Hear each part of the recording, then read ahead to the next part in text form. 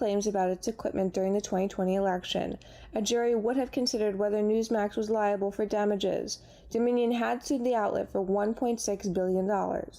2 of the 3 people killed in the New York City nightclub shooting early Sunday have been identified as suspected gunmen who opened fire inside the establishment, injuring up to 11 people, the officials said on Monday. 2 additional victims showed up at hospitals, one on Sunday evening and the other early Monday, to be treated for gunshot wounds, bringing the total people shot in the incident to 14, New York City Mayor Eric Adams said at a Monday news conference. The New York City mayoral race continues on with Mamandi climbing in the polls and Eric Adams increasingly trying to help Democrats get their agenda done in a hope that some might switch to his side to stop Mamandi.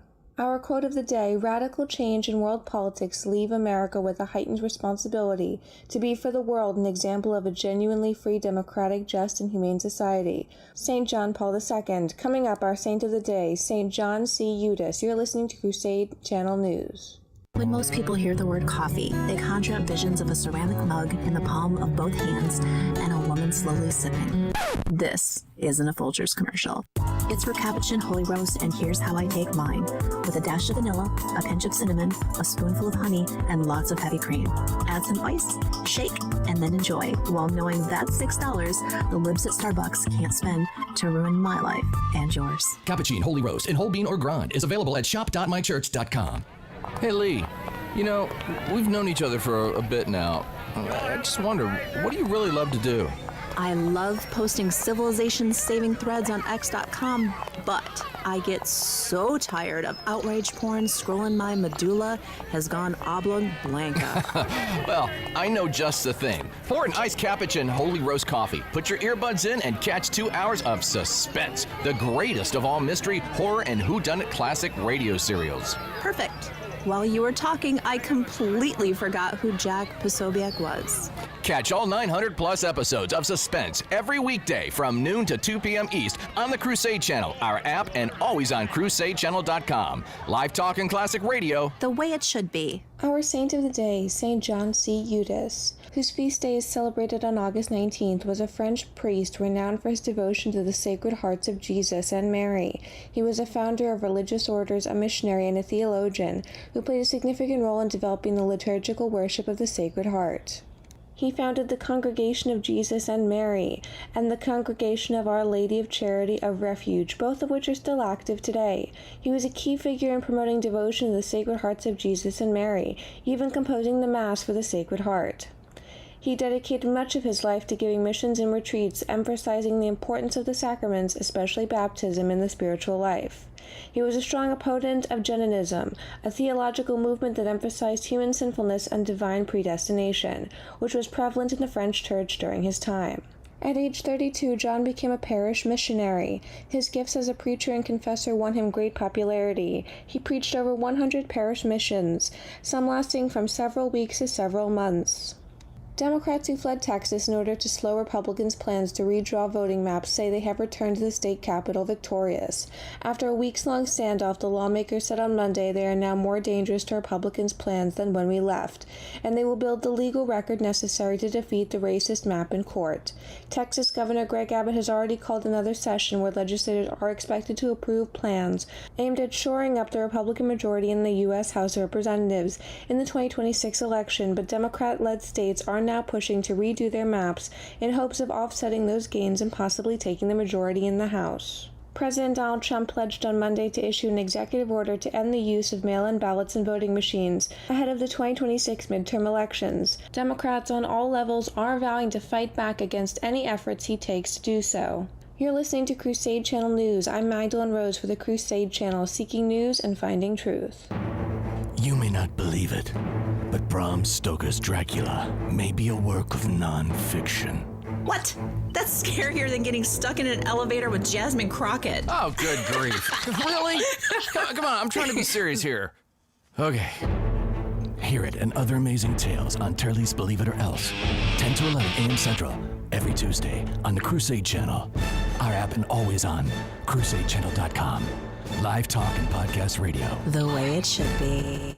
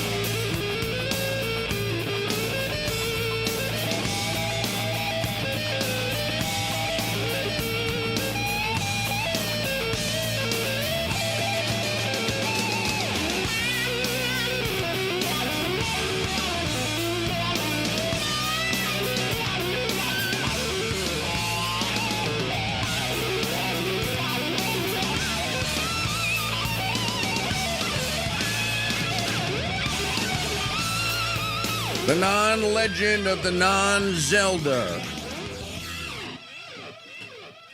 The little tin horn dictator.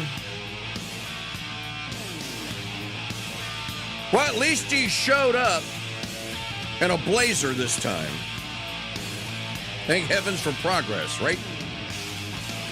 Greetings to you, Crusaders, across the amber waves of restoration out there. It's Mike Church Show. We are live acting question of the day. What in the wide, wide world of sports is going on here? Well, I'll tell you. In order to ensure the security and continuing stability, the Republic will be reorganized into the first galactic empire.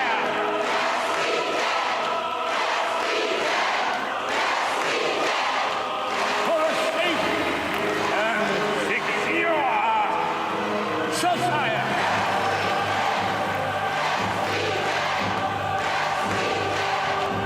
So I'm calling on Congress to pass these reforms, and I'm going to sign them into law. No, you're not. Down the thunder will now you got.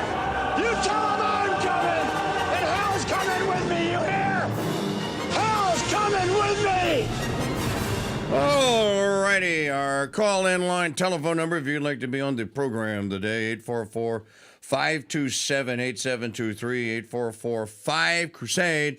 Email address same as it ever hath been. I am KingDude at protonmail.com. I am KingDude at protonmail.com.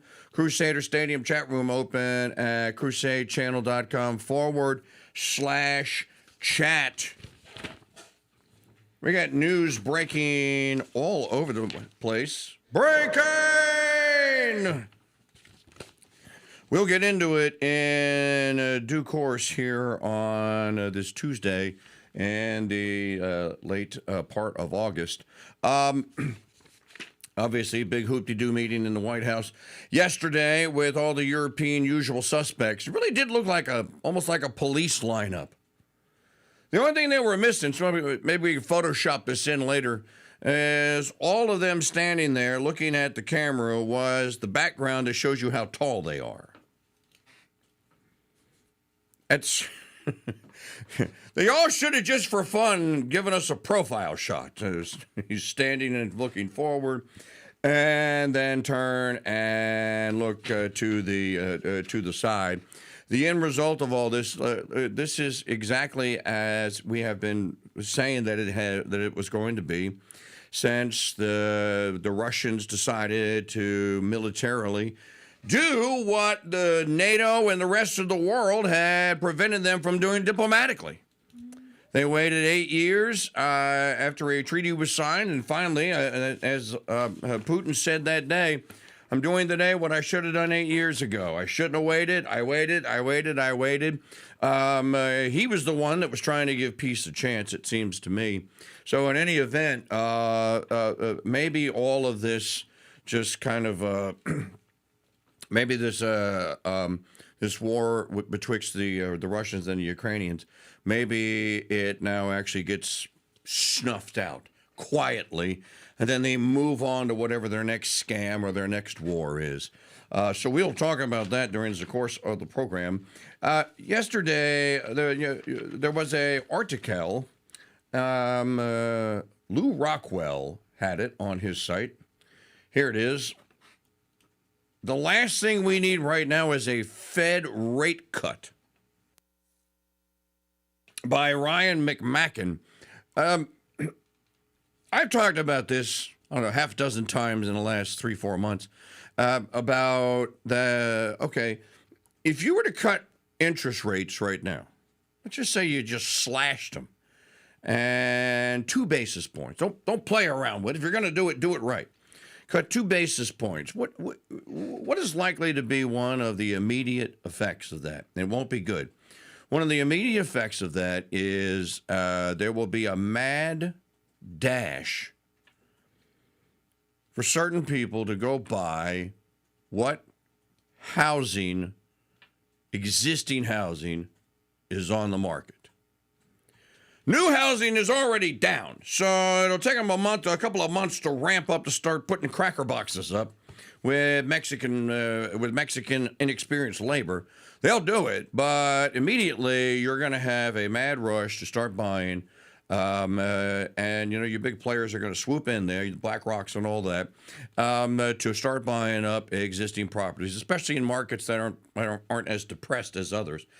What's that going to do to prices? It's going to drive home prices up.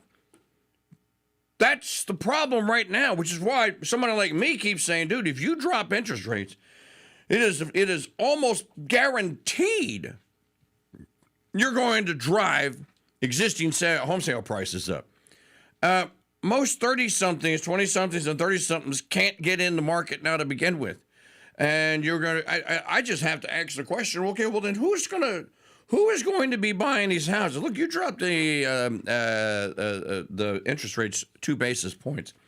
You're not talking about dropping thousands of dollars off of a house note. You're talking about dropping maybe a couple of $100 a month, and that's not nothing. It's not insignificant, but I think that it's the actual price of the home.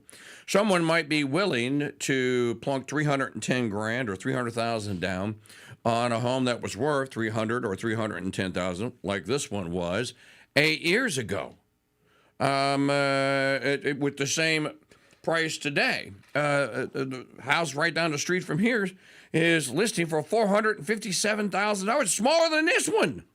The only advantage it has is smaller yard. So stupid, skinny millennials don't have to cut any grass, and it's new. That's the only material advantage. It's not on a cul-de-sac. There's nothing else that would be attracted to it. I think that Powell's policy, Powell probably, and this, by the way, this is not me apologizing for and endorsing and saying that the Federal Reserve is a gift to humanity and that it's a good thing we have our kids in the Fed there. I think it should come to an end. The entire system should be declared illegal. I don't know after 110 years though how you do that. But then you go back to some sort of a link to the gold standard, gold and silver coins. Pretty much what most sane, rational people think should happen here. Having said that, that's probably not going to happen in the short run. So then to minimize what damage is done, should they be lowering interest rates? Again, if you're going to have an economic boom, it's probably going to be predicated upon capital investment, not debt. Debt is a guarantee against a future certainty. It's uncertain whether or not you're going to be successful. But you might be willing to borrow the money to take the chance. It is a certainty you're going to have to repay the debt.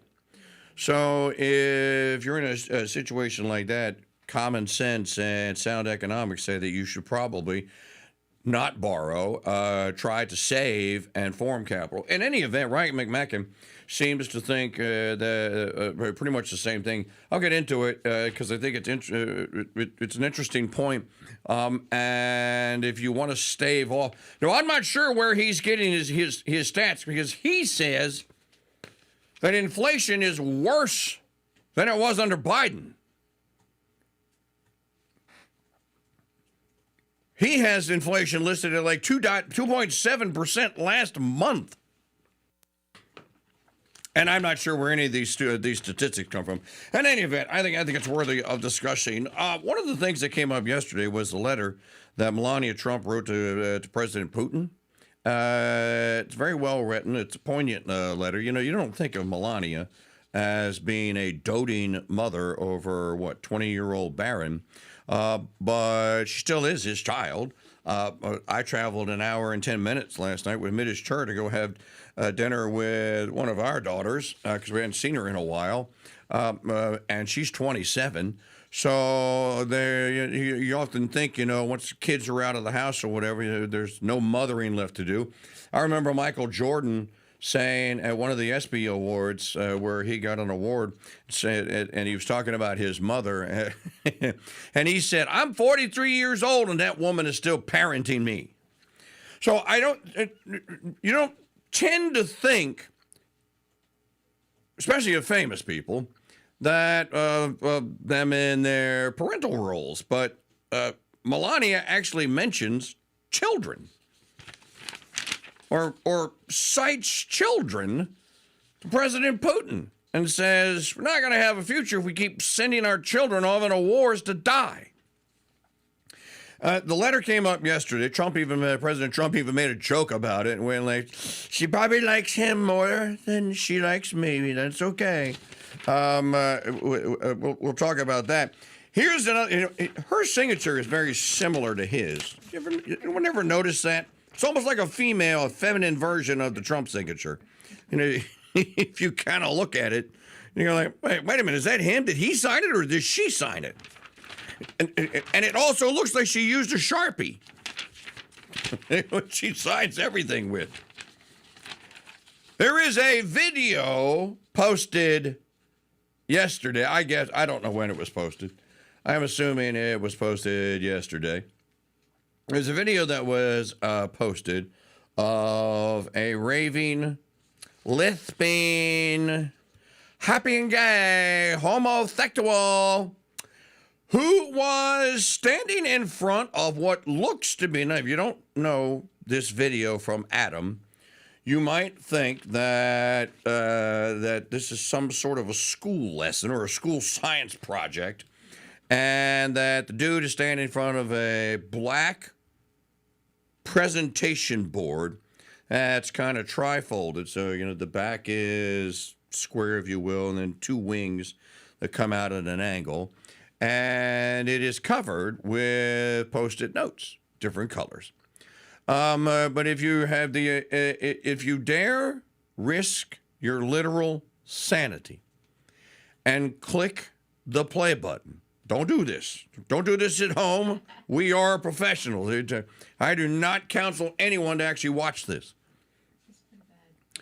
If you actually click the play button, the end of civilization is presented in the next 1 minute, 23 seconds.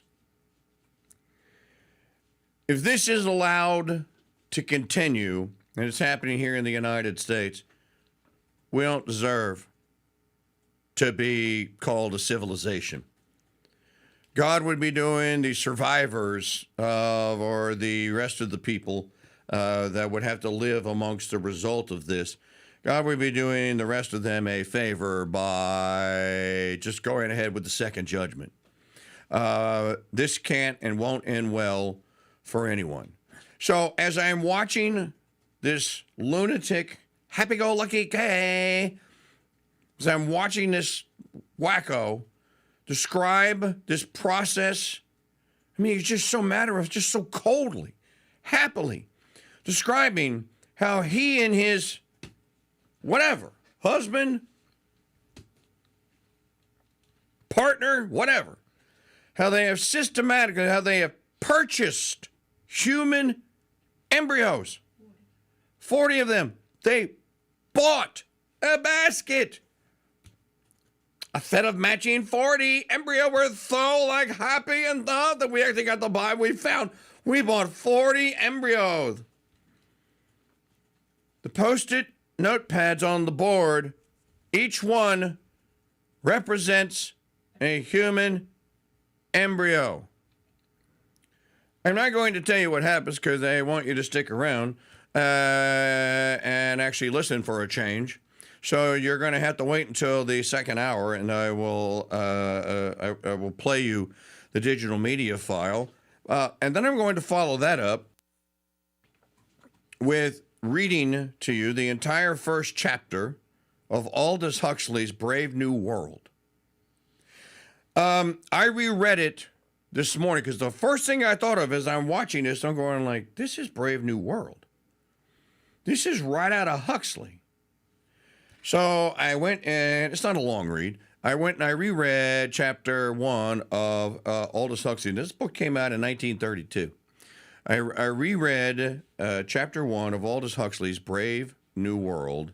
And what Huxley describes in Brave New World in the first chapter is pretty much what this raving lunatic homosexual says in 1 minute and 27 seconds. The only difference is that Huxley is placing the event that he's describing. There is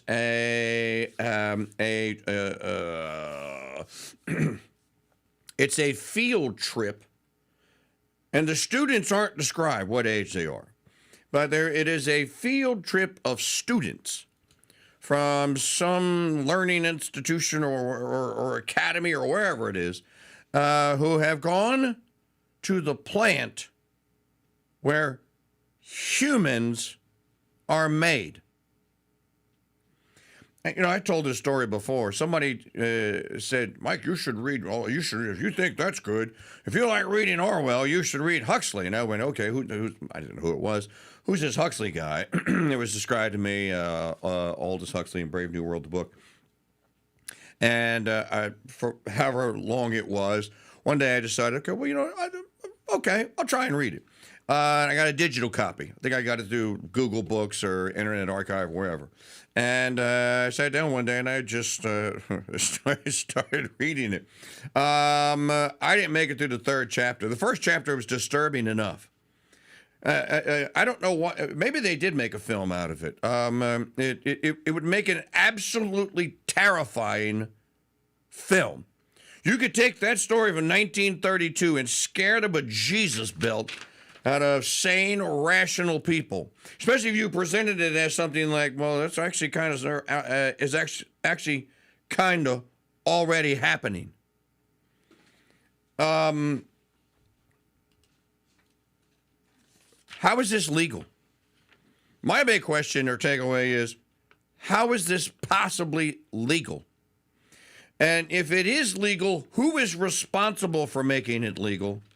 And what has to be done to make it illegal? So the first thing you got to do is make it immoral. You have to make it, it already is, or you have to be able to describe it and get people to go along with you to describe it as a moral outrage. It is not acceptable in a civilized society. It just isn't. That's the first thing, and then the law will come after that.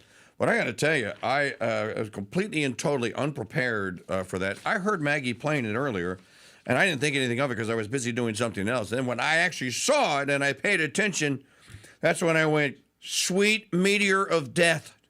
Where's Shannon at when I need her? Just send the smod. Many of you will agree. Many of you are going to let KingDude, don't play it, don't do it. No. I had to listen to it. She had to listen to it. You got to listen to it. Another thing that we will talk about here today, how many of you people are old enough to remember the Ice Bucket Challenge? One of the most silly, narcissistic, it was the first big, major virtue signaling event. Look how good I am. Look how much I love and care for other people. I like pouring like ice on me to raise like funds for whatever. I don't even care, but look how many hits and likes and stuff I got. The Ice Bucket Challenge was an absolutely awful, detestable moment in U.S. history. Now, many people at the time thought, this is so cool. Look at all how Americans are coming together. But no one was coming together. You were going on Pride Book primarily to get your 15 minutes of icy fame. This is under the guise that you just cared for the human race. And you just wanted to do something that was so profound and so selfless. You wanted to be a charitable hero without doing any actual charity. This didn't help anyone. It didn't move any... I don't think that the net effect of this was a positive for anyone. I think the whole thing was a total negative. Fast forward to yesterday, to the Pete and Bobby challenge. Now, if you were to just juxtapose the two, one of them you might actually get something, civilization might get something good out of it, whereas the other, only an individual. And even then.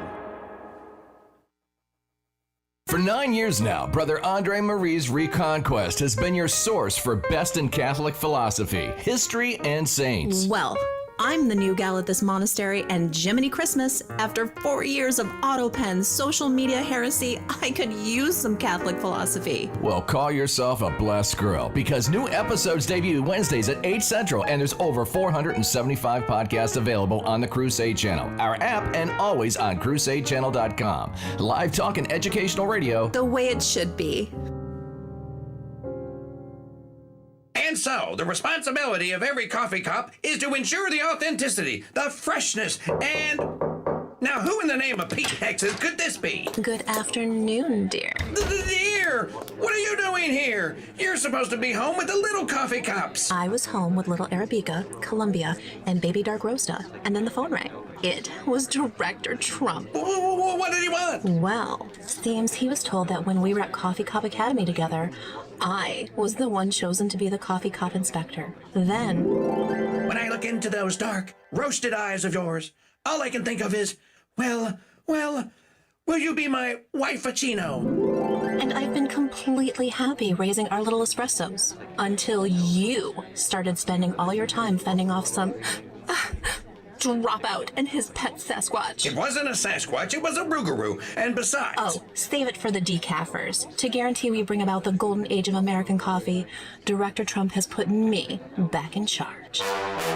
Will Miss Coffee Cup save the CCA and bring about the golden age of American coffee? Stay tuned to this station for our next episode. And in the meantime, order Abbey Roast Coffee at shop.mychurch.com. Hello, Crusaders. I'm Magdalene Rose at the Crusade Channel News Desk with your Crusade Crucials for Tuesday, August 19, 2025. This report is brought to you by Cooking with the KingDude Seasoning Trilogy. Here's your In the Market report. The S&P 500 and the NASDAQ climbed around 1%, recording their second positive week in a row, but failing to match the previous week's stronger gains. It was the sixth positive week out of the past 8 for both indexes. Two reports presented a mixed picture of elevated inflationary pressures at the consumer and wholesale levels. The Consumer Price Index showed that inflation held steady at 2.7% annual rate in July, even as higher tariffs appeared to boost prices at faster rates for some categories of goods. While that consumer report was in line with expectations, producer prices reflecting business costs recorded a bigger than expected 3.3% increase, the sharpest rise in 5 months. Bond market trading on Friday continued to support recently growing expectations that the U.S. Federal Reserve is likely to cut its benchmark interest rate at its two-day meeting ending September 17th. Prices in rate future markets implied that most investors were expecting this year's first quarter point rate cut at next month's meeting, with the prospect of 1 or 2 further cuts in October and December, according to the CME's Group's FedWatch tool. In National Calendar Day news, today is National Potato Day and National Soft Serve Ice Cream Day. Our saint of the day, St. John C. Eudes. You're listening to Crusade Channel News. On August 4th, the Crusade Channel will launch Crusade Channel 4.0, and you'll see why. What in the world? Sorry, I was hanging up the new My Church 4.0 sign.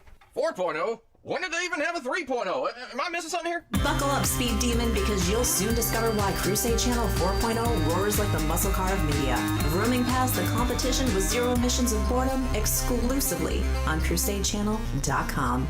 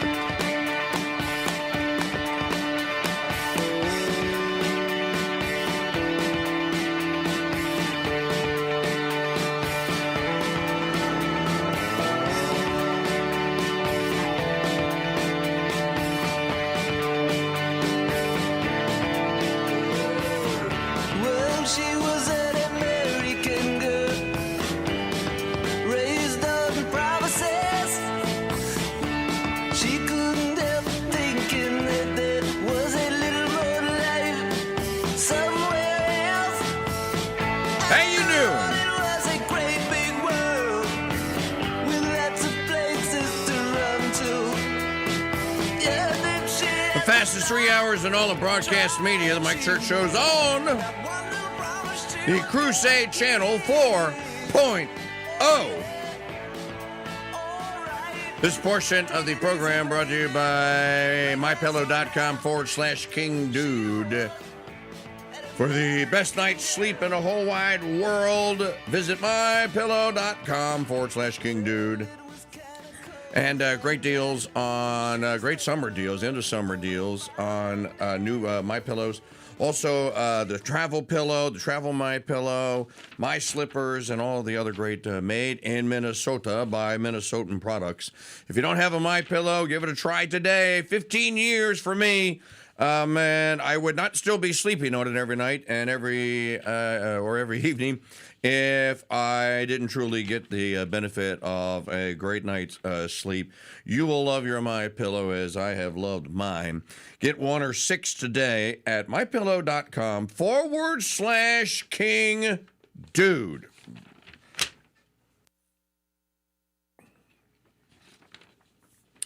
Someone was just, I was talking about the mugshot of them all standing yesterday. The leaders all in a line. The only thing that was missing from them was the backdrop of how tall they are, like in a mugshot here. Some dude says, while Trump has NATO leaders and Zelensky in a photo op, he directs their attention to a painting from that day in Butler, and all the leaders looked like they just saw a ghost. That is a salacious headline there. So is Trump staring at who hired his would-be assassin is the point. Did he point to a painting? Yeah, he pointed to the painting where he's got the blood coming down out of his ear and he's got his hand up and saying, fight, fight, fight. Yeah, he just pointed to it and said, yeah, that wasn't a good day. That wasn't a good day, but today is I don't know, I hope it's a good day. I hope so. He doesn't know what Putin is going to do, because if he did, he would have been Trump braggadocio 73.0 yesterday. Instead, he was very, no, let's tamp down again, promise low, and if you can, deliver high. I don't think any of them in that room knew or know what Putin is going to do. You know, you think about that. That is really, truly, we can't go back in time, so I can't say that this is a moment in history unlike any other. But you have the largest sovereignty, which is the Russian Federation, in that area or on that part of the continent of Europe.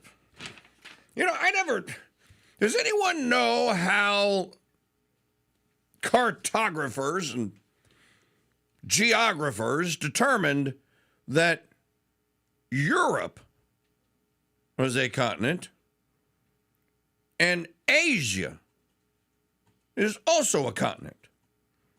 Aren't they kind of like linked? I mean, you look at it on the map and you go, well, wait a minute, that's one ginormous landmass blob. It's not a separate one. In any event, if you look at Europe on a map, and then you look at the Russian Federation next to it, the Russian Federation, you could fit almost all of the European Union. No, let me scratch that. You could take all of the European Union, you could put it inside of the Russian Federation. Now, granted, the Russian Federation also includes Siberia and other parts that very few people are going to live in, because it's, well, you can figure out the conditions. But how is it that the leaders of the entirety of the eastern part of this continent or that continent, how is it that they, without being at war with that country themselves, how is it that they find themselves in lockstep disagreement with those people on that other side there, and have sort of like intentionally isolated them? Now, you can understand this when it was the Soviet Union, obviously, because you didn't want the contagion of communism. Well, I got news for you. The primary aspects and the building blocks for communism, that deal's been sold a long time ago for the rest of the EU.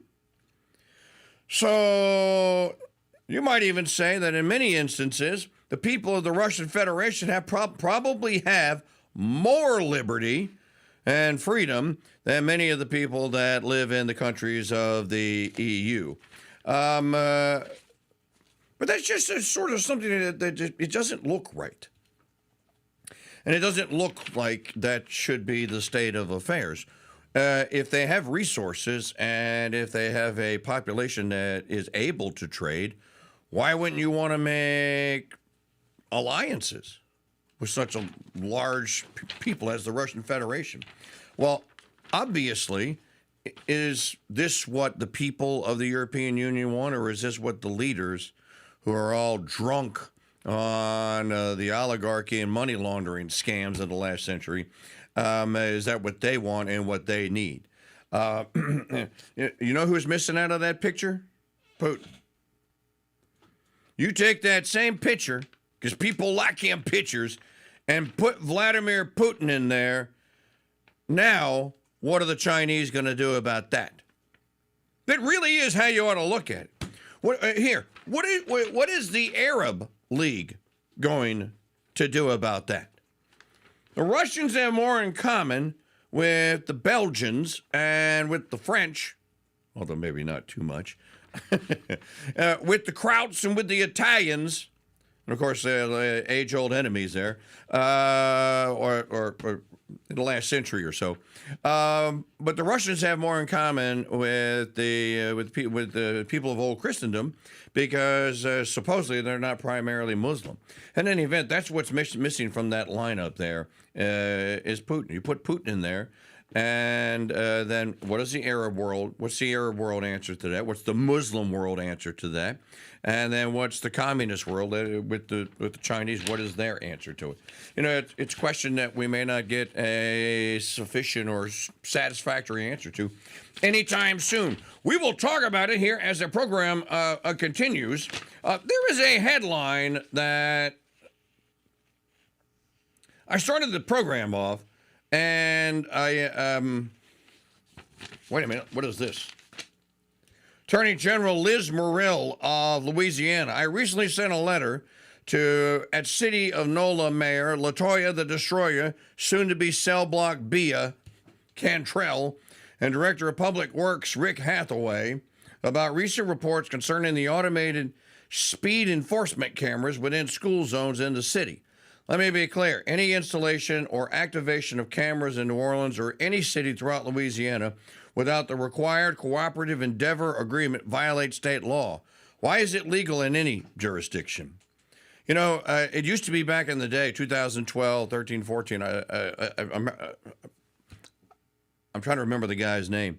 If your city decided to install traffic cameras for the purpose of mailing you a ticket for running a yellow light, a speeding ticket, a lane violation, whatever the case may be, this guy, or this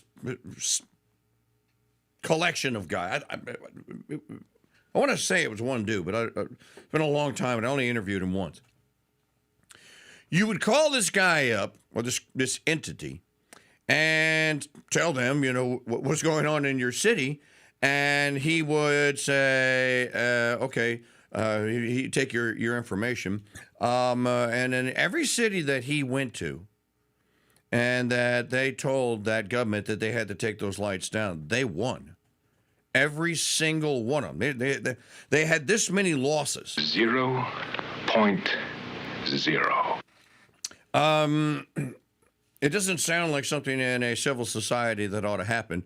But you know what? If you, especially if you live like on the East Coast, and you have this Hades forsaken Easy Pass thing, where you go like, wait a minute, didn't I already pay for this road? You guys built this road 50 years ago. I thought we paid for it already. Well, not according to Easy Pass, not according to Santa's watch, you didn't. And so they have these cameras everywhere. And it doesn't matter if you're a citizen of Maryland or New Jersey or whatever the state is, they will take a picture of your license plate. And at some of these toll booths, you can't, if you don't have a speed pass, you can't pay them. There's no basket to throw 75 cents in or whatever the toll may be. There's no toll taker to collect your $3 or whatever it is. But they sure as hell will send you a bill in the mail and also will send you a fine because you didn't pay. And you go, but wait a minute. There was no way to pay it.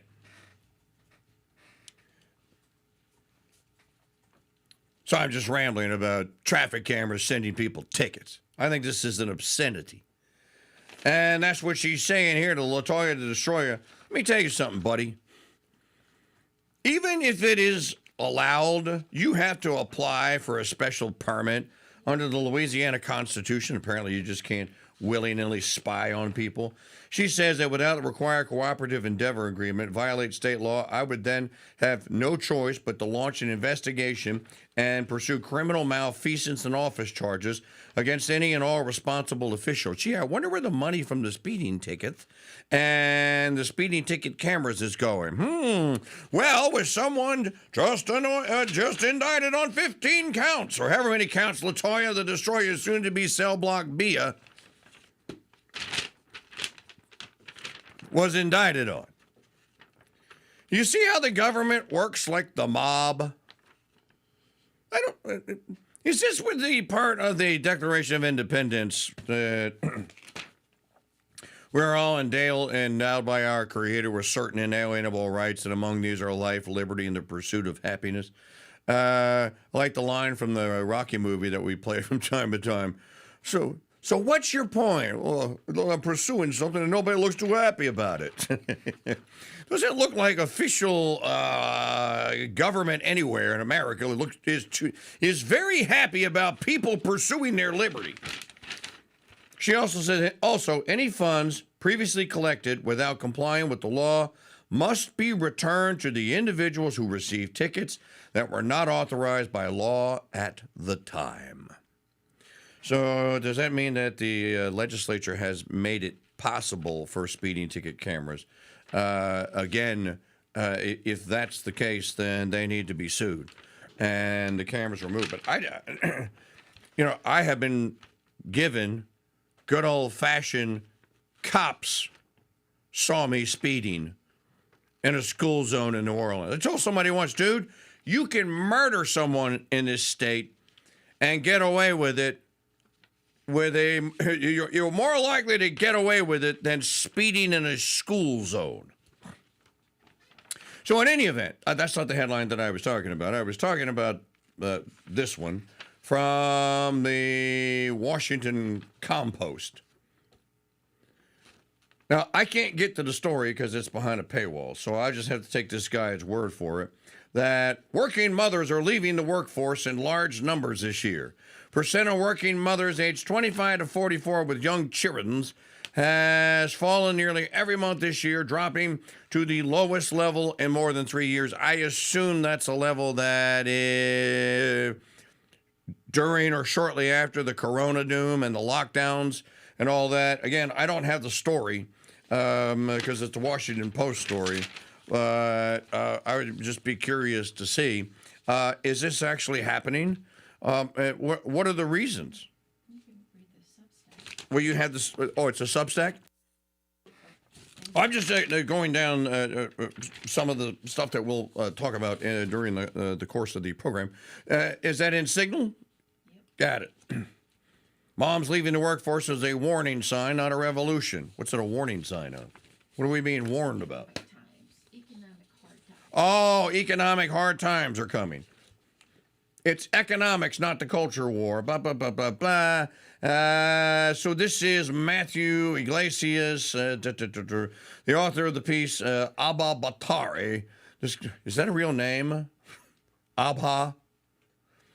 Discusses other theories, but largely stays within the values frame. For example, she quotes Missy Hagenis of the University of Kansas, saying that women are essentially being pushed out of the workforce by return to office mandates and other right-wing social attitudes. Right. We're sending them, we're cracking down Look, this is the return to jiggling eggs in a frying pan mandate. Ladies, have you picked up a 12-inch cast iron frying skillet lately? Maybe, hey, I got an idea. Maybe this will be the female part, or one of the female parts, that we'll add to the Pete and Bobby challenge. We'll add the frying pan. Okay, instead of doing 50 pull-ups, you have to pick the frying pan up and flip an egg in it 50 times a day. I didn't have time to read this post. Did you skim this? What is this guy's point? I also happen to be old enough to remember earlier iterations of this cycle, like the 2003. What's notable is that the discourse cycle largely moves in tandem with broader macro. The year of the opt-out revolution, 2003, was also the trough of the post-9/11 jobless recovery, blah, blah, blah, blah. When it's running cool as it was in 2003, many women chose family over their careers. And when it's hot like it, 2022, they lean in. And I believe that moms are now going out in large numbers, not primarily because of the influence of Instagram trad wives. What is this trad wife thing I keep hearing about? Now, there's not enough traditional Catholics out there to go around, so it can't possibly be the trad wife that I'm thinking of. So what is a trad wife? They're just calling any... So basically they're calling any stay-at-home mom a trad wife, because that's, the only thing trad wives do is stay at home and cook and clean and take care of children. So, and this is a horror to a modern civilized society. The influence of trad wives or Ken-ergetic CEOs, because overall labor market demand is weakening in the face of tariffs and other economic shocks. There is some paranoia out there that just defies common sense and reasoning. Well, what's funny is he can't possibly fathom that when we were told to stay at home, work from home, that women found out they actually like being at home. It has nothing to do with economics. No. And I tried it, and I really actually liked it. It was good being at home. I keep seeing this. The economy is in dire straits. Well, I think that let's go back to 1981. You're coming out of an era of unprecedented inflation and high interest rates and basic just melees across the United States. The greatest event of all of 1980 was the election of Ronald Reagan, but the second greatest event of all of 1980 was the United States men's hockey team beating the Russians in the Olympic Games in Lake Placid, New York. That was the biggest hoop-de-doo event. I wasn't there, but I watched the whole thing on television, and I can still remember the end. I played it a couple times. I've even done speeches on it about the 1980 victory over the Soviets. So Reagan is elected to fix this. In February through March or April or so of 1981, the marginal tax rate cuts, finally, they actually get through Congress. Democrats actually give a Republican president something that he ran on. And I think that they did it because there was a feared that Carter had so ruined the economy that there would never be another Democrat elected again, because you wouldn't trust a Democrat to fix it. So let's help this Republican guy fix it, and then we'll blame him for we'll make a bunch of problems up after the fact that we'll blame them all on him, which is what they did.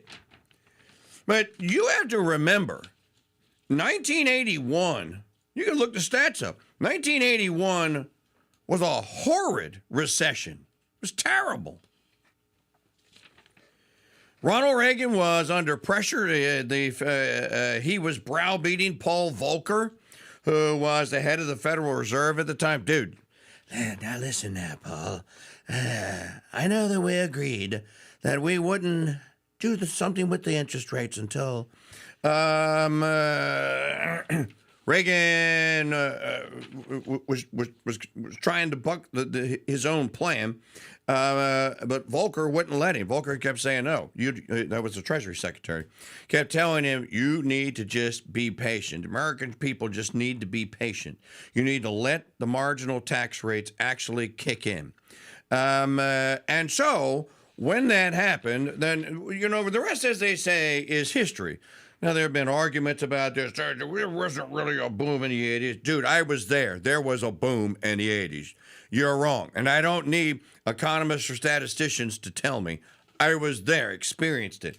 But I think if you do want to look at some of the data from it, or look at it from an informational or statistical point of view, you will find that the amount of jobs created, all the other measures were just they were unprecedented. But it was prefigured by a removal of lots of regulation and then the marginal tax rate cuts. When people then started working a little bit more because they were paying less in taxes and they had a little bit more disposable income, and they could either sock some of it away. Remember, this was not during the age you didn't have Mr. Visa and Mr. MasterCard to run up all manner of debt. I mean, you could, but not like you could today. There was capital formation, and by the time you get to summer of 1982, the economy is starting to hum along.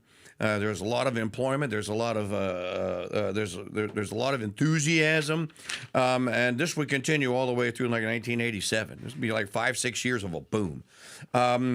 I think that the same thing is probably, or at least it could happen, because the no tax on tips, Social Security, you got to let that stuff work through there are other tax cuts. You got to let that stuff.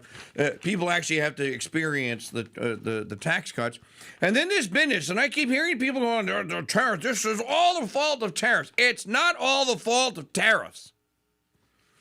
Ultimately, and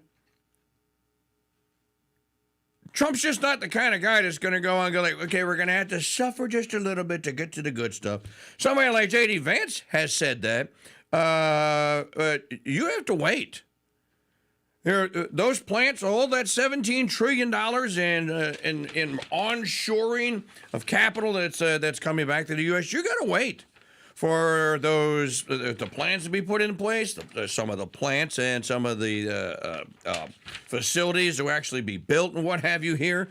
And then, as I said, for the tax cuts and all that to kick in. I think that what the Biden regime had done is worse than what Carter had done. And it is going to have a deleterious effect far after the actual event horizon. So I don't believe this this destruction of the economy because you're protecting people that make things. In any event, Aldous Huxley coming up. Good afternoon, and welcome to the Silk Feather. Ma'am, what would you like to drink? Oh, I'll take the Dom Perignon, of course. Ah, the lady has taste. And you, sir? I'll just take the Diet Coke. Oh, dear. You know, what I miss about the good old days before social media and AI ruined everything? Let me guess. No fat people outside of the circus, and Ozempic was the name of a demon in C.S. Lewis story, right? Well, yeah, but besides that, classic radio shows with actors and actual stories. Well, lucky for the human race, the Crusade Channel is rolling over 900 episodes of a show called Suspense. Tweak your mystery-solving muscles over lunch and catch episodes of Suspense, weekdays noon till 2 on the Crusade Channel. Live talk and classic radio the way it should be. I like my version of suspense. Hey! Doesn't work without me. Have you ever dreamed of being like Brian Kay or Mitter Monday and being a free Farm Friday star? But you know you have no shot at it because you can't tell the difference between a U and a Y-O-U. Well, lucky for you, we have an entire bookstore filled with the books you need to become so passionate for farming, you'll soon be wearing a Brian Kay Calls Me for Advice t-shirt. So learn to grow by growing your library with books by shopping at shop.mikechurch.com.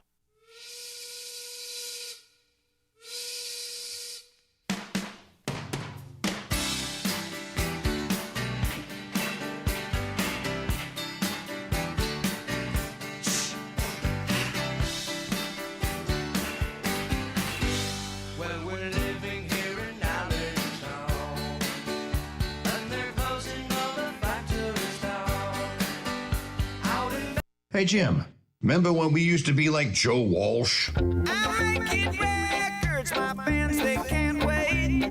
Now we just talk about making hit records. Well, parody versions of hit records. Join the KingDude and Jim Mosier as they pick apart the greatest parody songs of all time and the hits they were based on. It's Album Autopsy, exclusively on the Crusade Channel. Live talk and podcast radio the way it should be, and doesn't disappoint your mother. Hey, it's Mike Church with another adventure in Stuff You Really Don't Need to Know. The difference between an antidote and an anecdote. One is a cure for something that's poisoned you, like a corona hoax vaccination, and the other is a short accounting of facts, something the aforementioned vaccine has almost none of. Here's another anecdote for you. The flag of the Sacred Heart of Jesus is also known as the Carillon de Sacré-Cœur, or the original flag of Quebec.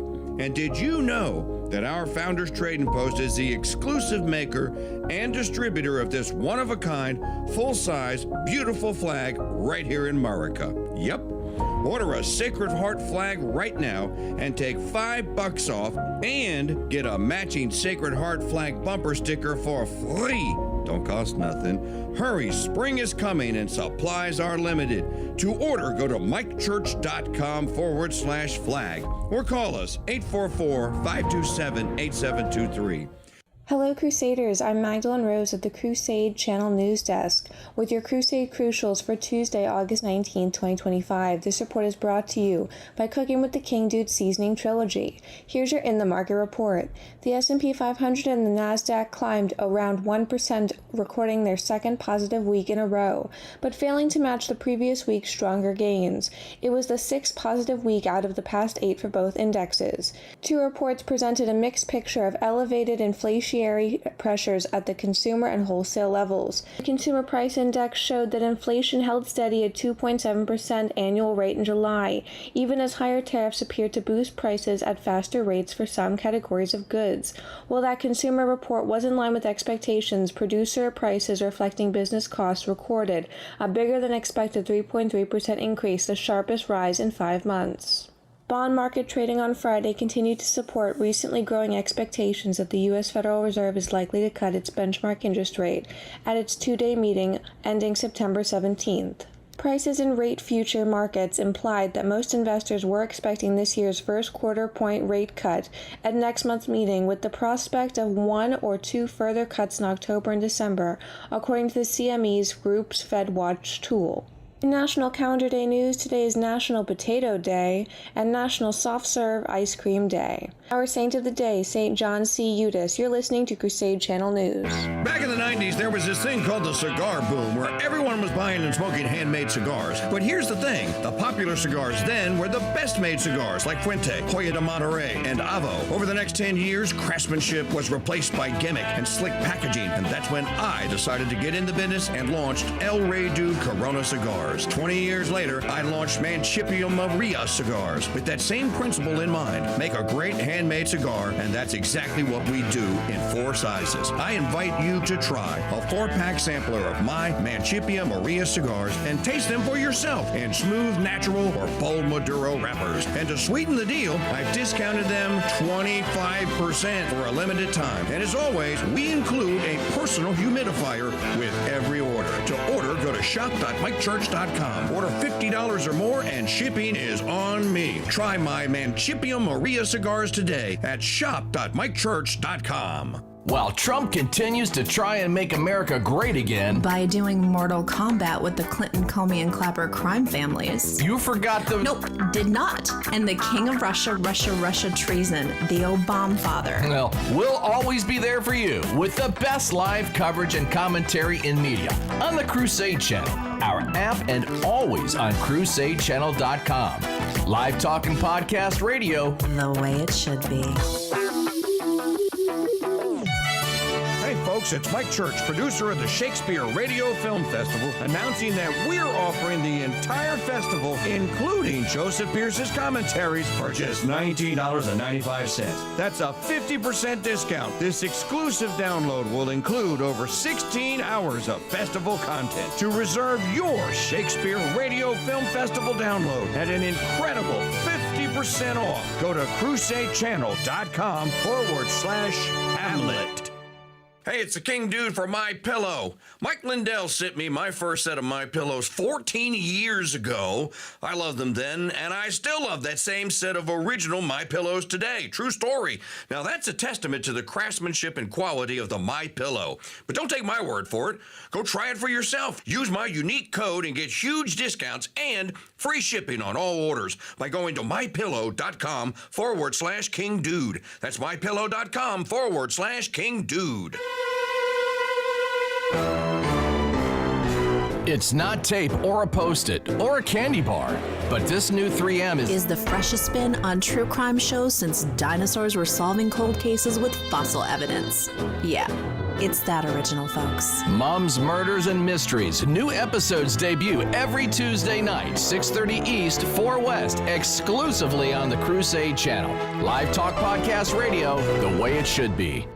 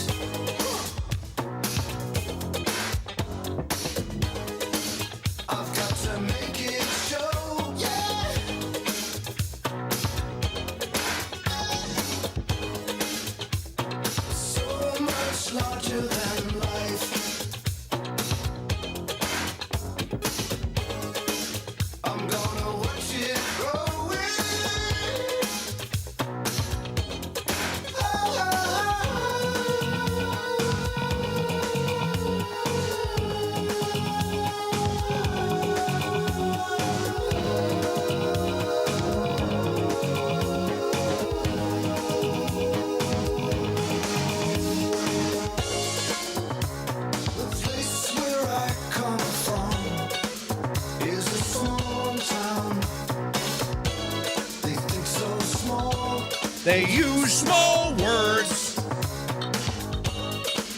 but not me. I think it out. How you doing? Those small words used here. We only want 8 and 9 syllable verbosity around this joint.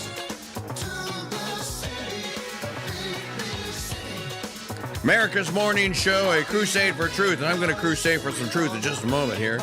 Mike Church Show here on the Crusade Channel. You know, we do this daily email newsletter gig. You can sign up at crusadechannel.com/Mike. Pretty sure. And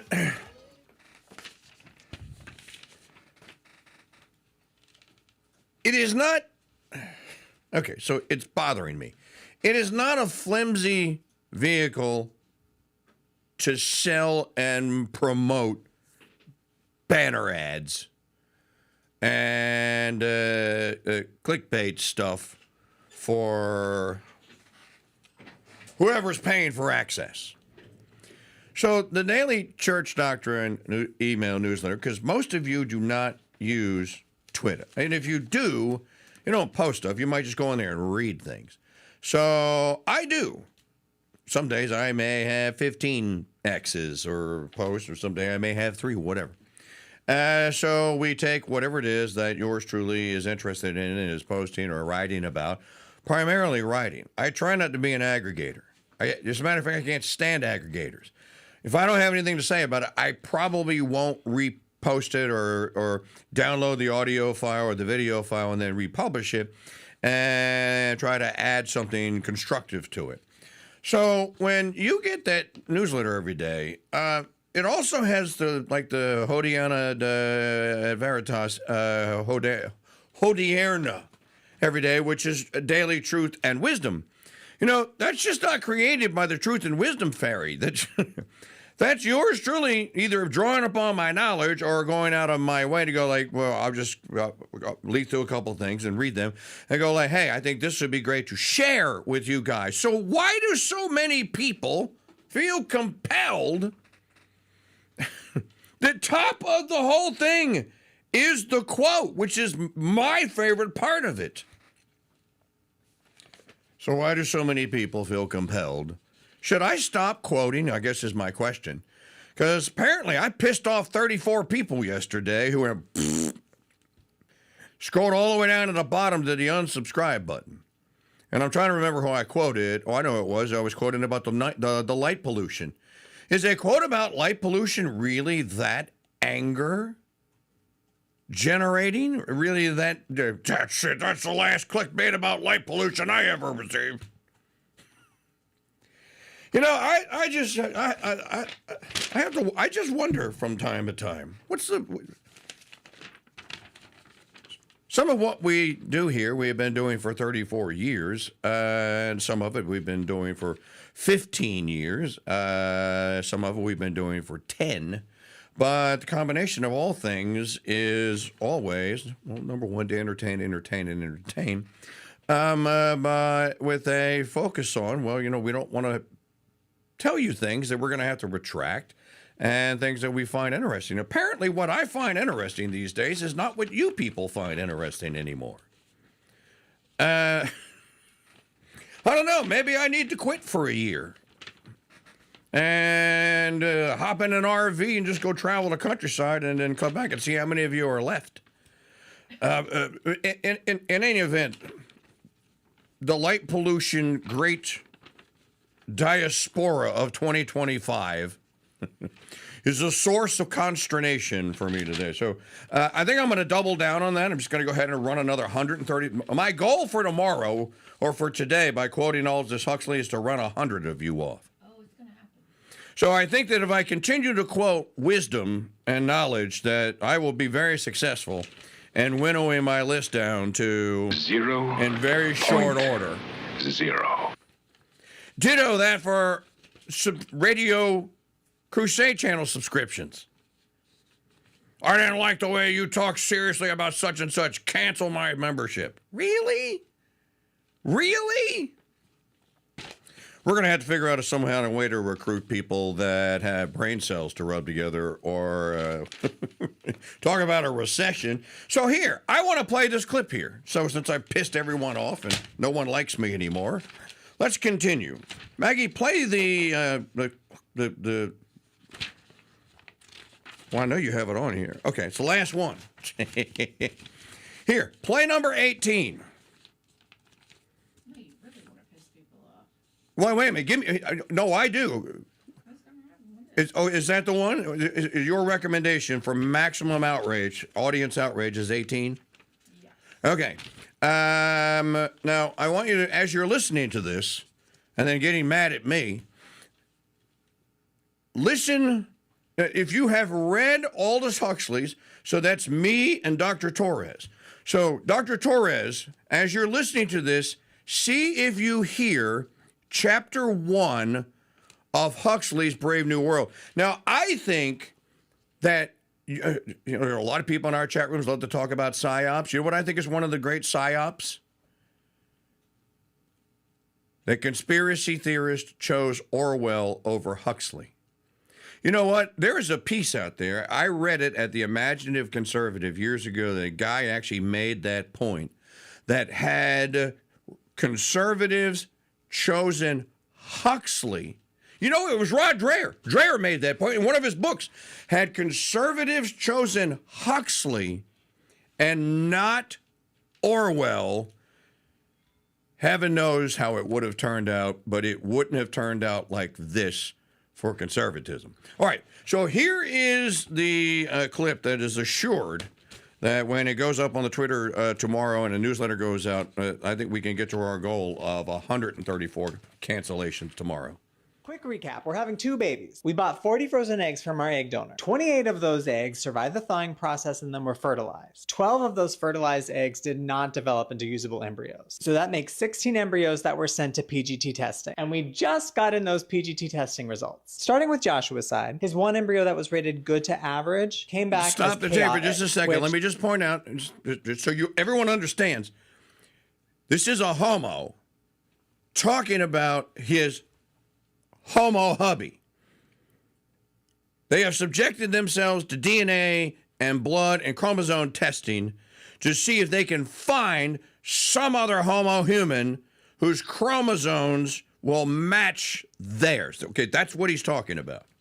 Checks out. That one is no longer usable. This one, which was originally graded good, came back aneuploid. Chromosome 13 only had one in the pair. On my side, the one that was originally graded as bad indeed came back aneuploid. Its chromosome 13 also only had one in the pair. This one, which was originally graded as good, came back with no DNA detected. So that's no longer usable. This one, too, which was also originally graded as good, came back aneuploid. Chromosome number 4 only had one in the pair. Lastly, this one, which was originally graded good to average, came back as high mosaic. Chromosome number 2 had 3 when it was supposed to have 2. All in all, we're so happy that we decided to purchase as many frozen eggs as we could, 40, because that leaves us with these 10 embryos for 2 babies. And we're told that the majority of journeys take 2 to 3 transfers to get pregnant. We've decided which embryo on both sides that we want to transfer to our 2 surrogates. We'll keep you updated as we do the transfers and as we find out whether or not we're pregnant, and continue to be transparent of how many transfers it takes. But we're not going to share the sex of both babies until we're officially pregnant, just like any other expecting parents You can't get pregnant. would. Thanks for following along, and we're excited to keep you updated. Oh, my Lord. I say we take off and nuke the entire site from orbit. It's the only way to be sure. So there are companies out there that traffic human embryos. There are women out there that are only too willing to surrender, donate, however you do it, parts of their ovaries and their eggs, apparently for cash. There is thus a industry of human trafficking that enables sicko homosexuals like this clown to fantasize legally and publicly about destroying innocent human life, and then about taking more innocent human life and bringing it into existence for their own self-centered, selfish purposes. You know what happens with a pair of men when they go after and they adopt children. It never turns out well for the children. But the scary part about this is this clown. I mean, this dude should be in a white lab coat with really bad teeth and horn-rimmed glasses. He is the archetype of the mad scientist. That was mad science that you just heard. Or was it? No, wait a minute. First questions, morally speaking, how is this legal? Legally speaking, how is this possible? And then ethically speaking, who are the people that did this and what are their ethical standards? Apparently they don't have any. If you have money, will embryo travel?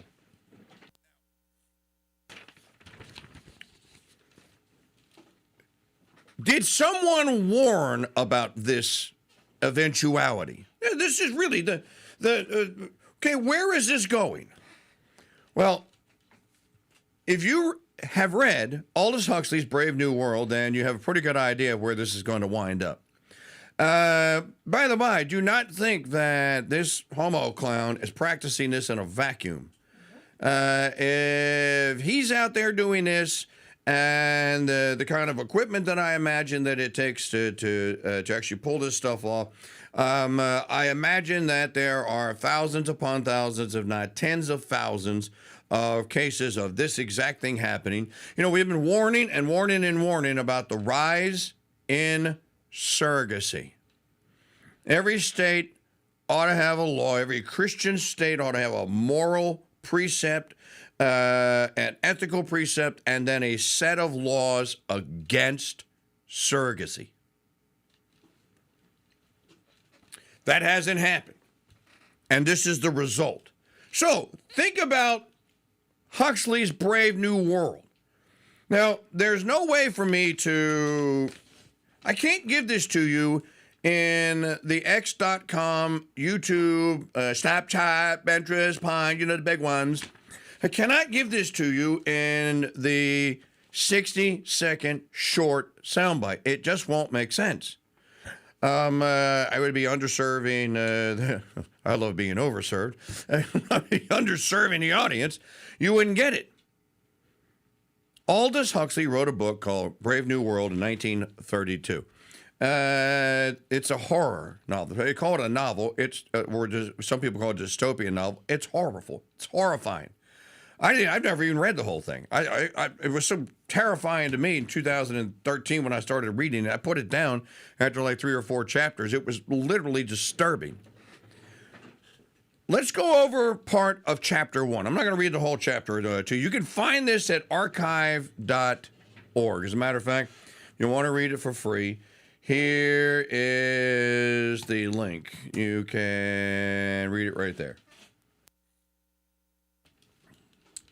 So, if you read this chapter of Brave New World, I think you will see where ultimately this is going to wind up.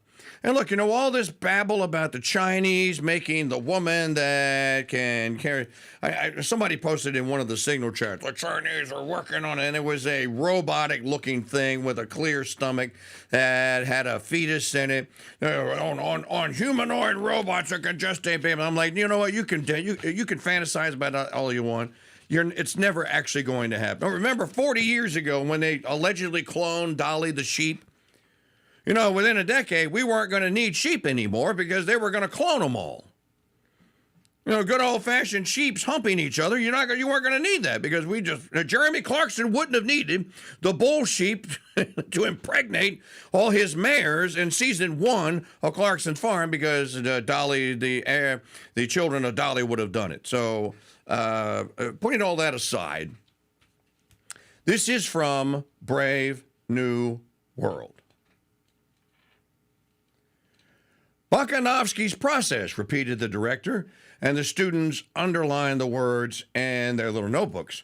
1 egg, 1 embryo, 1 adult normality. But Bakanovskified egg will bud, will proliferate, will divide from 8 to 96 buds. And every bud will grow into a perfectly formed embryo, and every embryo into a full-sized adult, making 96 human beings grow where only 1 grew before. Progress. Essentially, the DHC concluded, Bakanovskification, it's a very difficult word, Wakanda, consists of a series of arrests of development. We check the normal growth, and paradoxically enough, the egg responds by budding. The pencils were busy. He pointed on a very slowly moving band of rack full of test tubes was entering a large metal box. Another rack full was emerging. Machinery faintly purred. It took 8 minutes for the tubes to go through. He told them, 8 minutes of hard x-rays being about as much as an egg can stand. A few died. Of the rest, the least susceptible divided into 2. Most put out 4 buds, some 8. All were returned to the incubators, where the buds began to develop. Then, after 2 days, were suddenly chilled and checked. 2, 4, 8. The buds in their turn budded, and having budded were dosed almost to death with alcohol. Consequently, burgeoned again, and having budded, bud out of bud, were therefore further arrests being generally fatal, left to develop in peace. By which time the original egg was in a fair way to becoming anything from 8 to 96 embryos, a prodigious improvement, you will agree, on nature. Identical twins, but not in piddling 2s and 3s, as in the old viviparous days, when an egg would sometimes accidentally divide, actually by dozens, by scores at a time. Scores, the director repeated, and flung out his arms, as though he were distributing largesse. Scores! But one of the students was fool enough to ask where the advantage lay. My good boy, the director wheeled sharply round on him. Can't you see? Can't you see? He raised a hand. His expression was solemn. Bakanovsky's process is one of the major instruments of social stability. Major instruments of social stability. standard men and women in uniform batches, the whole of a small factory staffed with the products of a single Volcanoviskified egg. 96 identical twins working 96 identical machines. The voice was almost tremulous with enthusiasm. You really know where you are for the first time in history. He quoted the planetary motto, community, identity, stability. Grand words. If we could Volcanovskify indefinitely, the whole problem would be solved. Solved by standard gammas, unvarying deltas, uniform epsilons, millions of identical twins. The principle of mass production at last applied to biology. But alas, the director shook his head, we can't Volcanovskify indefinitely. 96 seemed to be the limit, 72 a good average, from the same ovary and with gametes of the same male to manufacture as many batches of identical twins as possible. That was the best, sadly a second best, that they could do. And even that was difficult. For in nature it takes 30 years for 200 eggs to reach maturity. But our business is to stabilize the population at this moment, here and now. Dribbling out twins over a quarter of a century. What would be the use of that? Obviously no use at all. But Podsnap's technique had immediately accelerated the process of ripening. They could make sure of at least 150 mature eggs within 2 years. Fertilize and Volcanovskify, in other words, multiply by 72, and you get an average of nearly 11,000 brothers and sisters and 150 batches of identical twins, all within 2 years of the same age. And in exceptional cases, we can make one ovary yield us over 15,000 adult individuals. Beckoning to a fair-haired, ruddy young man who happened to be passing at the moment, Mr. Foster, he called. The ruddy young man approached. Can you tell us the record for a single ovary, Mr. Foster? 16,012 in this center, Mr. Foster replied without hesitation. He spoke very quickly, had a vivacious blue eye, and took an evident pleasure in quoting figures. 16,012 in 189 batches of identicals. But of course, they've done much better, he rattled on. In some of the tropical centers, Singapore has often produced over 16,500. And Mombasa has actually touched the 17,000 mark. But then they have unfair advantages. You should see the way a Negro ovary responds to pituitary.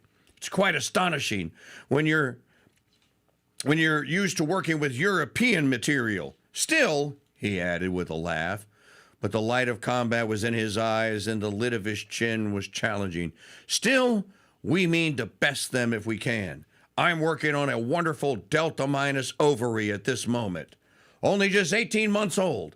Over 12,700 children already, either decanted or in embryo, and still going strong. We'll beat them yet.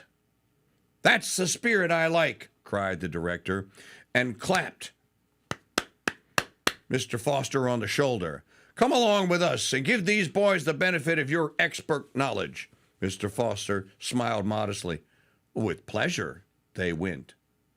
In the bottling room, all was harmonious bustle and ordered activity. Flaps of fresh sow's peritoneum, ready cut to the proper size, came shooting up in little lifts from the organ store in the sub-basement. Whiz and then click.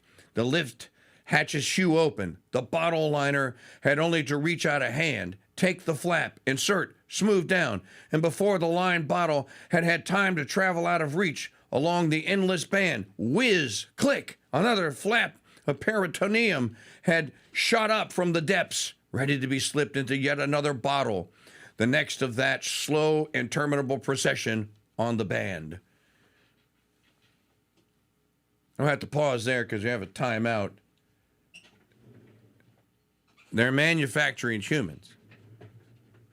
They're beginning with surrogate mothers donating ovaries. Do you see the danger? It's the WWE and the UFC for live talk radio Thursday Night Throwdown, hosted by you. Win a seat at the table, win the throwdown, and then you pick next week's topic. Now that's real live talk radio exclusively on the Crusade Channel. Radio, the way it should be. Everybody loves a good trilogy. The Lord of the Rings, Star Wars, and now the KingDude seasoning trilogy. There's Beast and Butt Rub, Acadiana Steak, and the brand new Chicken Mamu seasoning, a lemon herb-based rub that's won trophies in barbecue chicken cook-offs. Now, we've bundled all 3 spices together, and you can get them for one low price for less than it costs to rent a movie trilogy. And the KingDude offers you his personal money-back guaranteed of your taste buds' complete satisfaction. Order a KingDude seasoning trilogy today at shop.mychurch.com. Have you ever dreamed of being like Brian Kay or Mitter Monday and being a free Farm Friday star? But you know you have no shot at it because you can't tell the difference between a U and a Y-O-U. Well, lucky for you, we have an entire bookstore filled with the books you need to become so passionate for farming, you'll soon be wearing a Brian Kay Calls Me for Advice t-shirt. So learn to grow by growing your library with books by shopping at shop.mikechurch.com.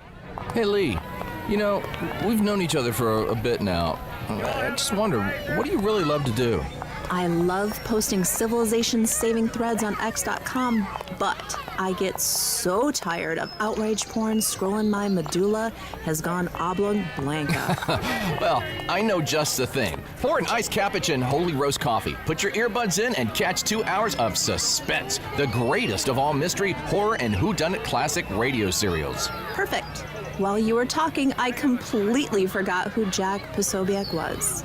Catch all 900 plus episodes of Suspense every weekday from noon to 2 p.m. East on the Crusade Channel, our app, and always on CrusadeChannel.com. Live talk and classic radio. The way it should be. Do you hear that, Maggie? Do I hear what? You don't hear the sound of bees buzzing about? No, I see the result of that buzzing about and these beautiful new beeswax candles. We sell candles now? Not just any candles. These are handmade beeswax candles. Well, that explains me imagining bees. And they come in different sizes. There's a votive, a 3-day, and a 7-day size too. Well, that should start a buzz in the store. It better, or you'll get the buzz. Order handmade beeswax candles today while supplies last at shop.mikechurch.com. Back in the heyday of broadcast TV, NBC called its Thursday night lineup must-see TV. That was then, and this is now. And the only must-see TV is The Mike Church Show, now simulcast live on Roku, YouTube, and Rumble. But if you miss an hour or a day, you can watch that entire show whenever you want when you become a Premium Founders Pass member. Sign up today and access my 2,000-plus podcast. So many, I can't even get my mom to say that she listened. Go premium today at crusadechannel.com/offer. When most people hear the word coffee, they conjure up visions of a ceramic mug in the palm of both hands and a woman slowly sipping. This isn't a Folgers commercial.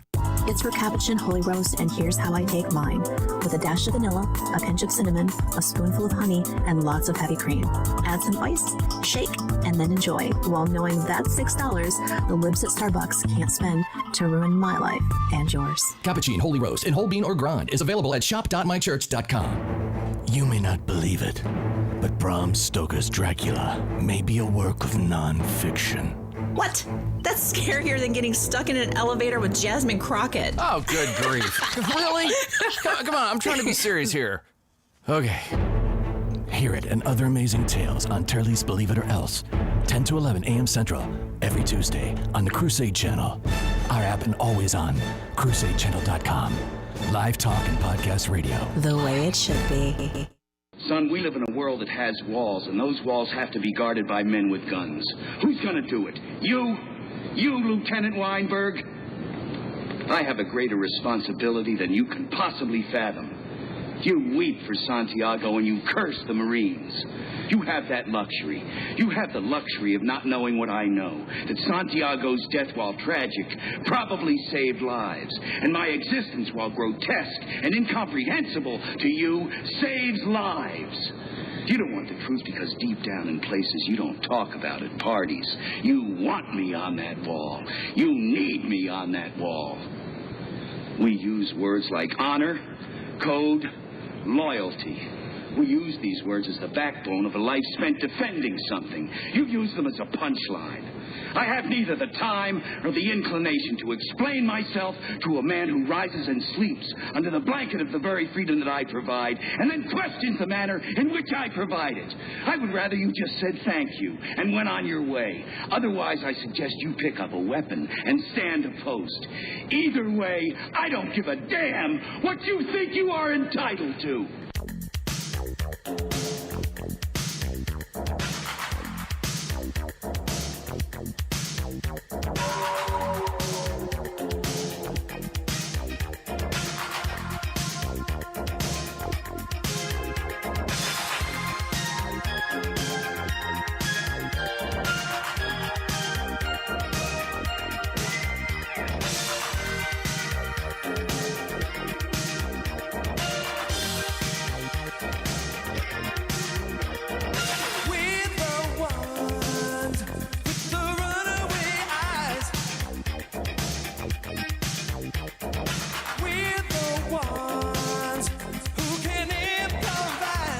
Can't handle the truth.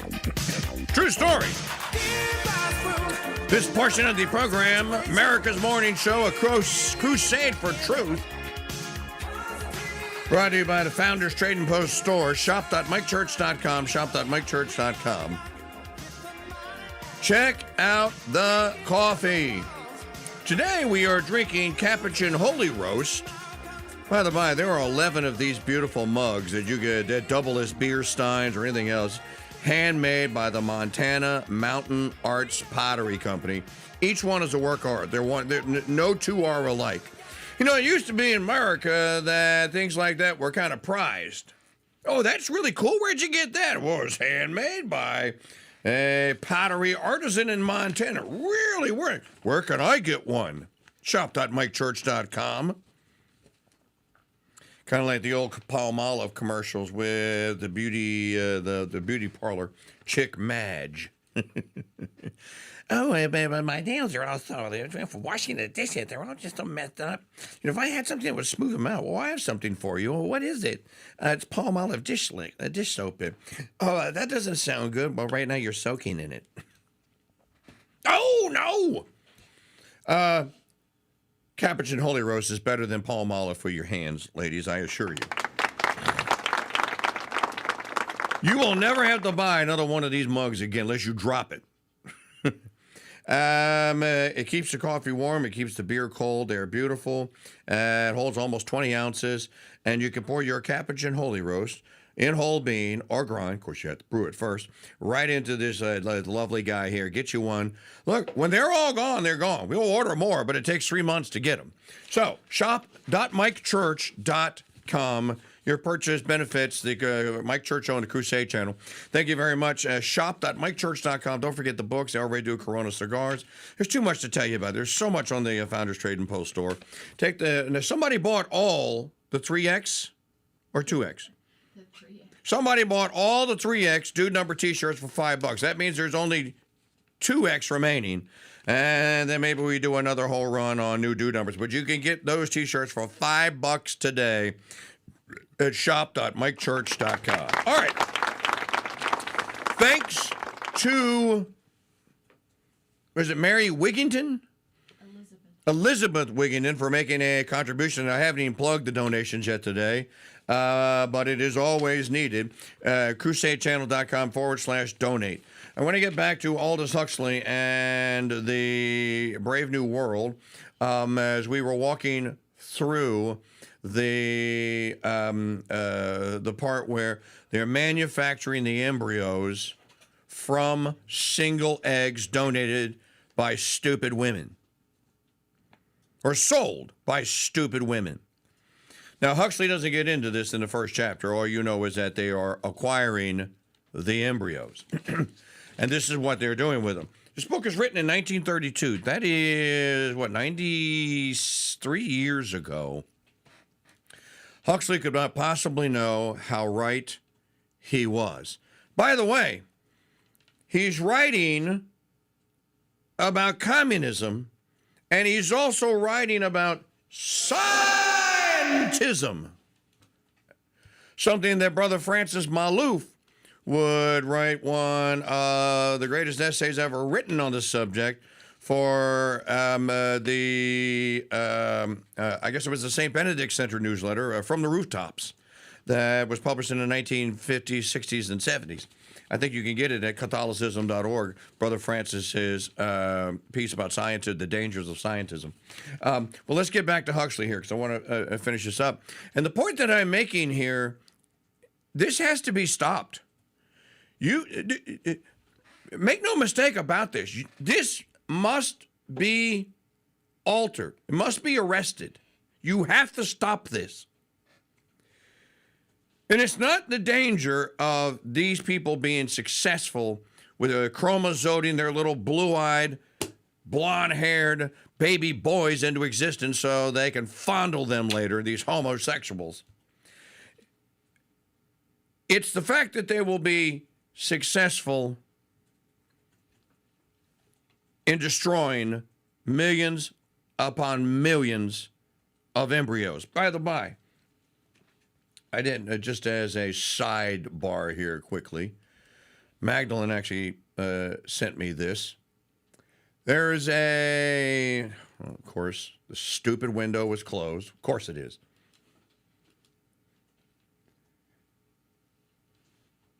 This was posted yesterday on some X feed.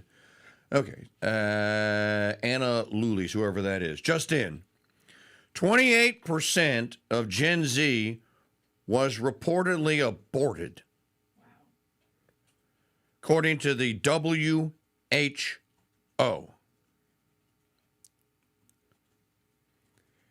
That's 800 to 900 million children. Every child is worthy of life. And then there was a LifeSite News story, or Life News rather. Abortion was the leading cause of death worldwide in 2024, killing 73 million people. Let me repeat that headline. Abortion was the leading cause of death worldwide in 2024, killing 73 million people. You know, Aldous Huxley is writing Brave New World at the time that Margaret Sanger and the Stone Woman from England and Adolf Hitler and the rest of the eugenicists were plotting the master race. The only thing that got in their way was Hitler. The Third Reich, and then the master race that the Nazis preached, and all that the German National Socialist Party, which is what Nazi means, all that they did, as always, the demons overreach, and eugenics came to an end. And it came to an end because primarily of Hitler. But, you know, Junk Bond did a series on this on reverse deception. There's a whole series on this because I asked him to do it, where he traced what the Stone Woman was doing in England to with Sanger and with the World Eugenics Council, which met in Berlin. I want to say it was in 1936. The World Eugenics Council. If you're in the United States, did you know in the same year that there were awards that were given out to the Eugenics Family of the Year? You know, I published it on MikeChurch.com and CrusadeChannel.com. We talked about it. People don't believe, but I mean, they made calendars, and they had a picture of the Eugenics Family of the Year.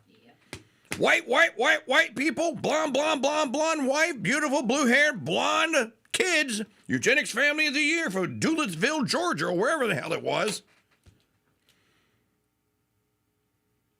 They were well on their way to Huxley's Brave New World. Well, it's been picked up now in the 20th century, and nobody's paying attention.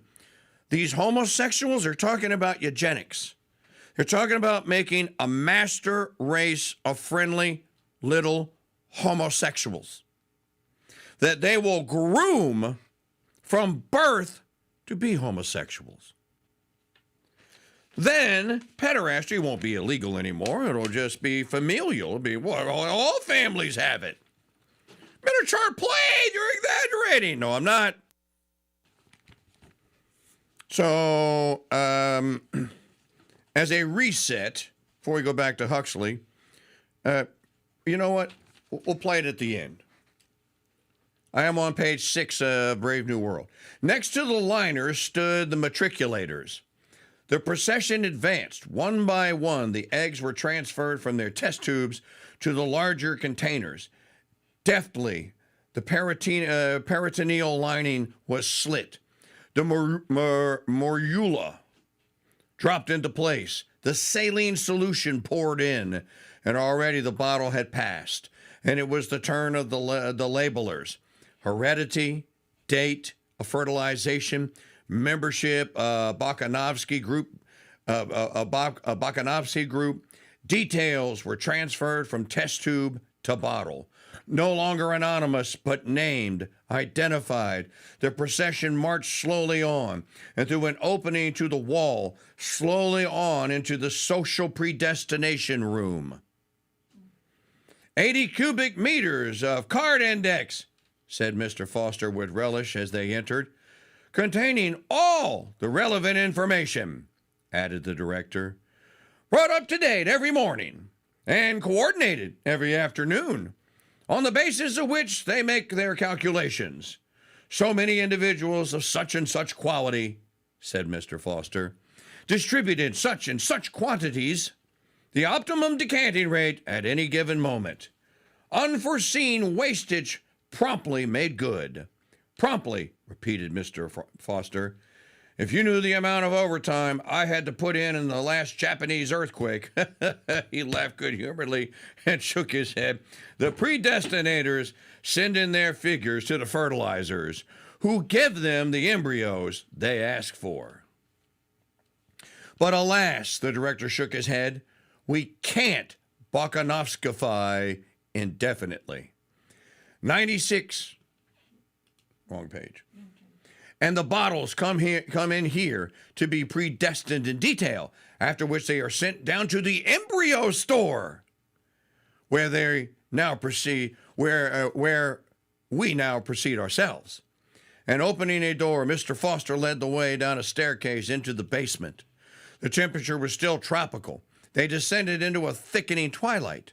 2 doors and a passage with a double turn ensured the cellar against any possible infiltration of the day. Embryos are like photograph film, said Mr. Foster waggishly as he pushed open the door. They can only stand red light. And in effect, the sultry darkness into which the students now followed him was visible and crimson, like the darkness of closed eyes on a summer's afternoon. The bulging flanks of row on receding row and tier above tier of bottles glinted with innumerable rubies, and among the rubies moved the dim red specters of men and women with purple eyes and all the symptoms of lupus. The hum and rattle of machinery faintly stirred the air. Give them a few figures, Mr. Foster, said the director, who was tired of talking. Mr. Foster was only too happy to give them a few figures. 220 meters long, 200 wide, 10 high. He pointed upwards. Like chickens drinking, the students lifted their eyes toward the distant ceiling. 3 tiers of racks, ground floor level, first gallery, second gallery. The spidery steel work of gallery above gallery faded away in all directions into the dark. Near them, 3 red ghosts were busily unloading demijohns from a moving staircase. The escalator from the social predestination room. The escalator from the social predestination room. Each bottle could be placed on one of 15 racks. Each rack, though you couldn't see it, was a conveyor traveling at the rate of 33 1/3 centimeters an hour.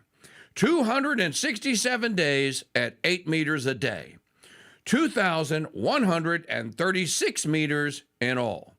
1 circuit of the cellar at ground level, 1 on the first gallery, half on the second, and on the 267th morning, daylight in the decanting room. Independent existence, so-called. But in the interval, Mr. Foster concluded, we've managed to do a lot to them. Ho, ho, ho, a very great deal. His laugh was knowing and triumphant. That's the spirit I like, said the director once more. Let's walk around. You tell them everything, Mr. Foster. Mr. Foster duly told them. Told them of the growing embryo on its bed of peritoneum. Made them taste the rich blood surrogate on which it fed. Explained why it had to be stimulated with placentin and thyroxine. Told them of the corpus luteum extract. Showed them the jets through which, at every 12th meter from 0 to 2040, it was automatically injected. Spoke of those gradually increasing doses of pituitary administered during the final 96 meters of their course.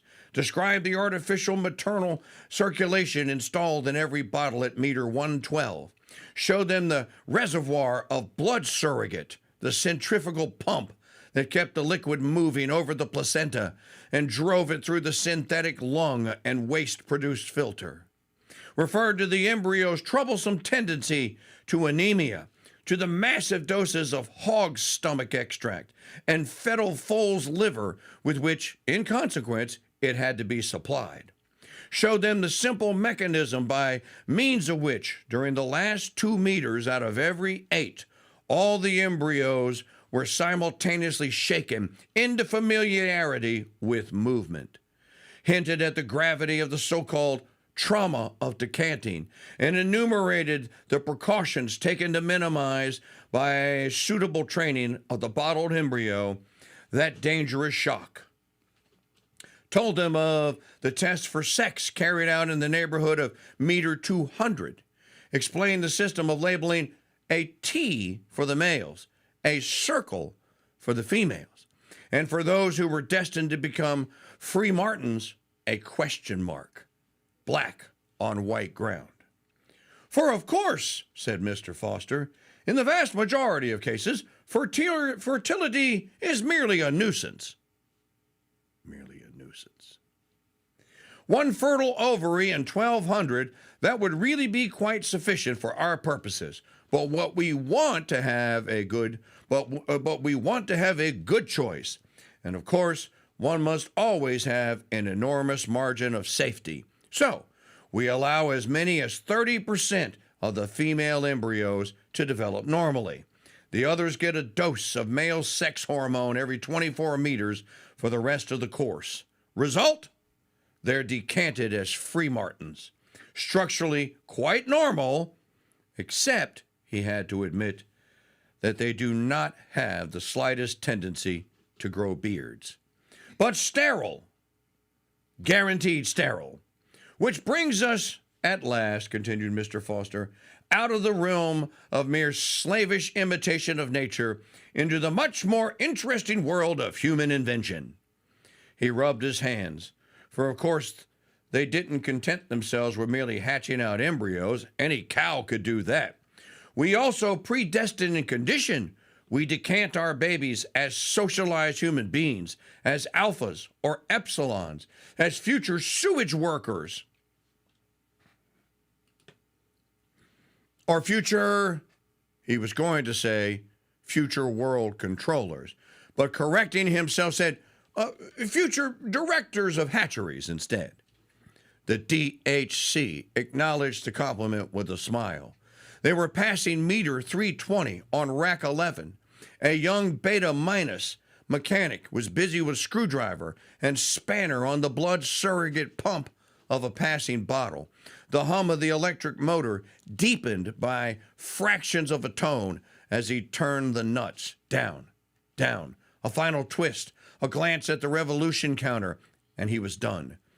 He moved 2 places down the line and began the same process on the next pump. Reducing the number of revolutions per minute, Mr. Foster explained.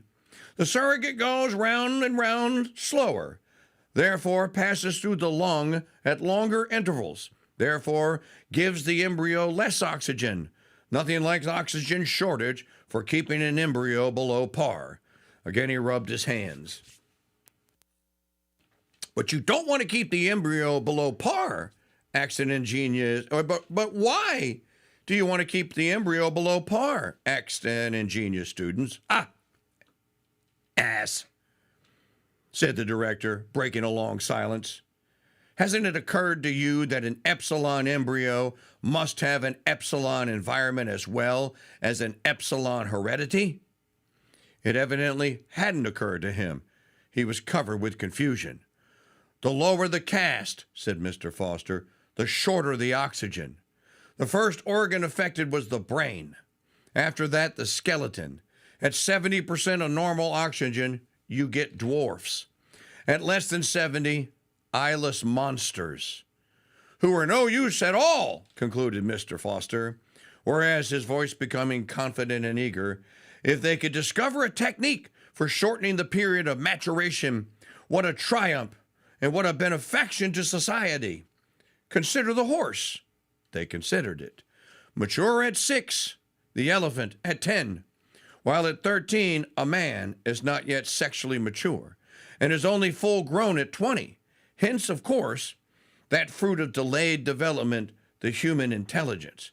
But in epsilon, said Mr. Foster very justly, we don't need human intelligence. Didn't need it and didn't get it. But though the epsilon mind was mature at 10, the epsilon body was not fit to work till 18. Long years of superfluous and wasted immaturity. If the physical development could be speeded up till it was as quick as, say, as a cow's, what an enormous saving to the community. Enormous, murmured the students. Mr. Foster's enthusiasm was infectious. He became rather technical, spoke of the abnormal endocrine coordination which made men grow so slowly, postulated a germinal mutation to account for it. Could the effects of this germinal mutation be undone? Could the individual epsilon embryo be made a revert by a suitable technique to the normality of dogs and cows? That was the problem, and it was all but solved.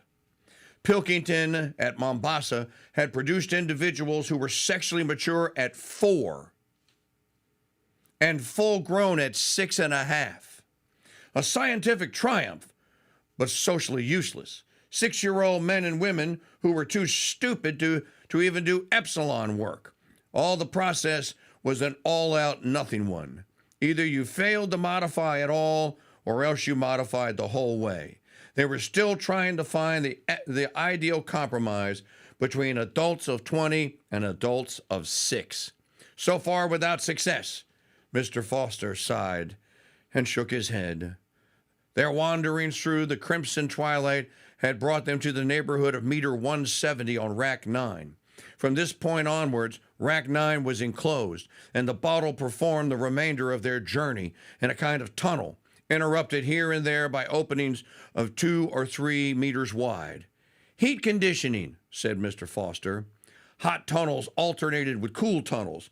Coolness was wedded to discomfort in the form of hard x-rays.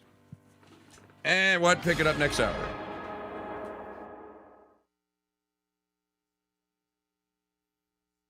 Live Talk Radio Thursday Night Throwdown, hosted by you. Win a seat at the table, win the throwdown, and then you pick next week's topic. Now that's real live talk radio exclusively on the Crusade Channel. Radio, the way it should be. Hey folks, did you know that the word watch, as in wristwatch, originates from the Old English word watcha, meaning watchfulness, and was initially used to describe keeping a lookout or being alert? Well, I know 2 guys who keep a lookout for the highest quality watch movements, bands, and then apply their own love for liberty and the Second Amendment to the design of the faces, and bammo, you have the 2A Liberty Watch Company. My friends George and Josh design watches that are sharp, functional, and inspire. I wear my 2A 4547 POTUS watch every day, and you'll love yours too. Shop their entire line today at 2awatchcompany.com. Use the code CHURCH for 10% off at 2awatchcompany.com. Hey, my incorrigible bibliophile bros, if you only have time to read 1 book this summer,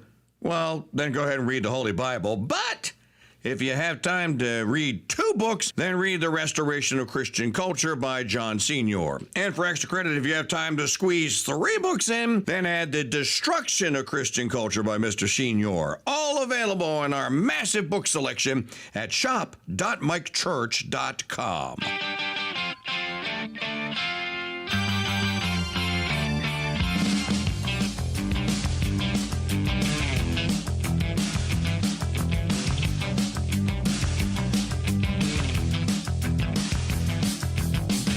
Broadcasting 50,000 kilowatts from atop the tallest radio tower on the planet.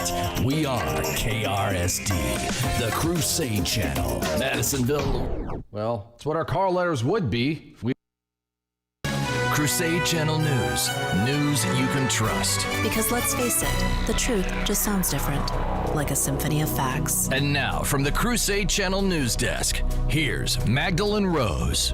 Hello, Crusaders. Welcome to Tuesday, August 19th, 2025. I'm Magdalene Rose of the Crusade Channel News Desk.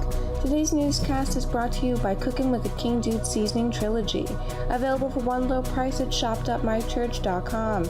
Here's what to listen to for this hour. President Donald Trump said Monday that he will end a movement to end mail-in balloting in elections. The Constitution, Congress, and the states figured to have their say too.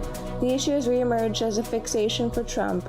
President Trump hosted Ukrainian President Volodymyr Zelensky and European leaders at the White House on Monday, an event the U.S. president called a very good early step to possibly resolving the war in Ukraine. The leaders showed unity with Zelensky, and European allies stressed the need for security guarantees and an eventual peace deal to deter Russia from invading in the future. President Trump said any guarantees would involve U.S. coordination. President Trump also said he called Russian President Vladimir Putin shortly after the meetings wrapped up, as he aims to set up a summit between Putin and Zelensky. Putin met with Mr. Trump in Alaska last week. It's unclear whether the talks will lead to a ceasefire. Conservative news outlet Newsmax has agreed to pay $67 million to Dominion Voting Systems to settle a defamation lawsuit. The settlement came as the case was headed to trial. Earlier this year, Delaware Superior Court Judge Eric Davis ruled that Newsmax had defamed the voting technology company by broadcasting false claims about its equipment during the 2020 election. A jury would have considered whether Newsmax was liable for damages. Dominion had sued the outlet for $1.6 billion. 2 of the 3 people killed in a New York City nightclub shooting early Sunday have been identified as suspected gunmen who opened fire inside the establishment, injuring up to 11 people, the officials said on Monday. 2 additional victims showed up at hospitals, one on Sunday evening and the other early Monday, to be treated for gunshot wounds, bringing the total people shot in the incident to 14, New York City Mayor Eric Adams said at a Monday news conference. The New York City mayoral race continues on, with Mamandi climbing in the polls and Eric Adams increasingly trying to help Democrats get their agenda done in a hope that some might switch to his side to stop Mamandi. Our quote of the day: radical change in world politics leave America with a heightened responsibility to be for the world an example of a genuinely free, democratic, just, and humane society. St. John Paul II. Coming up, our saint of the day, St. John C. Eudes. You're listening to Crusade Channel News. When most people hear the word coffee, they conjure up visions of a ceramic mug in the palm of both hands and a woman slowly sipping. This isn't a Folgers commercial. It's for cappuccino holy roast, and here's how I take mine. With a dash of vanilla, a pinch of cinnamon, a spoonful of honey, and lots of heavy cream. Add some ice, shake, and then enjoy, while knowing that's $6 the libs at Starbucks can't spend to ruin my life and yours. Cappuccino Holy Roast in whole bean or grind is available at shop.mychurch.com. While Trump continues to try and make America great again by doing Mortal Kombat with the Clinton, Comey, and Clapper crime families. You forgot the... Nope, did not. And the king of Russia treason, the Obama father. Well, we'll always be there for you with the best live coverage and commentary in media on the Crusade Channel, our app, and always on crusadechannel.com. Live talk and podcast radio the way it should be. Our saint of the day, St. John C. Eudes, whose feast day is celebrated on August 19th, was a French priest renowned for his devotion to the Sacred Hearts of Jesus and Mary. He was a founder of religious orders, a missionary, and a theologian who played a significant role in developing the liturgical worship of the Sacred Heart. He founded the Congregation of Jesus and Mary and the Congregation of Our Lady of Charity of Refuge, both of which are still active today. He was a key figure in promoting devotion to the Sacred Hearts of Jesus and Mary, even composing the Mass for the Sacred Heart. He dedicated much of his life to giving missions and retreats, emphasizing the importance of the sacraments, especially baptism, in the spiritual life. He was a strong opponent of Genonism, a theological movement that emphasized human sinfulness and divine predestination, which was prevalent in the French Church during his time. At age 32, John became a parish missionary. His gifts as a preacher and confessor won him great popularity. He preached over 100 parish missions, some lasting from several weeks to several months. Democrats who fled Texas in order to slow Republicans' plans to redraw voting maps say they have returned to the state capitol victorious. After a weeks-long standoff, the lawmakers said on Monday they are now more dangerous to Republicans' plans than when we left, and they will build the legal record necessary to defeat the racist map in court. Texas Governor Greg Abbott has already called another session where legislators are expected to approve plans aimed at shoring up the Republican majority in the U.S. House of Representatives in the 2026 election, but Democrat-led states are now pushing to redo their maps in hopes of offsetting those gains and possibly taking the majority in the House. President Donald Trump pledged on Monday to issue an executive order to end the use of mail-in ballots and voting machines ahead of the 2026 midterm elections. Democrats on all levels are vowing to fight back against any efforts he takes to do so. You're listening to Crusade Channel News. I'm Magdalene Rose for the Crusade Channel, seeking news and finding truth. It's the WWE and the UFC for live talk radio Thursday Night Throwdown, hosted by you. Win a seat at the table, win the throwdown, and then you pick next week's topic. Now that's real live talk radio exclusively on the Crusade Channel. Radio the way it should be. What's the difference between your average day late dollar short podcast and the Mike Church Show live? About the same as between the new Walker, Texas homo and Walt Longmire. Let's do it! You gotta beat the clock, you gotta beat the clock.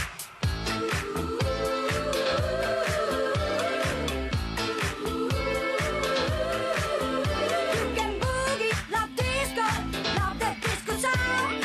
Move up your body, spinning round and round. But don't forget, oh no. Don't forget, oh no. The stars are 45, keep on turning in your mind. But we can work it out, remember twist the shout. You still not tell me why and no reply.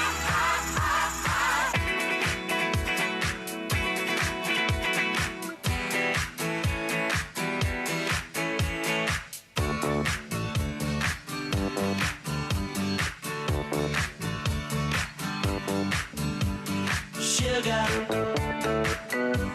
honey, honey, you are my candy girl, and you got me wanting you, honey. Sugar, sugar. Welcome back. Mike Church on the Crusade Channel here, 4.0. Well, you know, folks, I worked very hard yesterday on the Crusade Channel. I think Apple's going to give me the designation 3.0. The app was successfully made and uploaded so that they could review it. And from there, it just takes about a day or so. If they find an issue with it, we'll fix it. And then once that is done, then it gets released. The app, that new app will solve a lot of the problems that many people were having with the older one, and it looks a lot more like the current Crusade Channel website. And we'll have all the player feature capabilities, your fast forward, your 15 seconds up, 15 seconds back on the podcast controls. It's a major, massive improvement, and it's coming. And it will also come out for the Android. It's just taking a little bit of time. So if you're a Founders Pass member, then make sure that your account is up to date by logging in at crusadechannel.com, and tell Uncle Bobo and Aunt Mamie that the time to come back to the Crusade Channel is now. The time to sample every day's America's Morning Show and a crusade for the truth. And then I got a brand new episode 3 of Mom's Murders and Mysteries, post tonight at 7 Central. And it's a good one. So if you've been following episode 1 and 2, you're going to want episode 3. And then, of course, episode 4 will be next week. The Thursday night throwdown topic is trucks. Trucks. Hey, I said that we were going to take the belt away from Beeman and give it to Resnick, and Resnick said trucks. I don't pick the topics. You guys pick them, unless I win. And I'm not trying to win.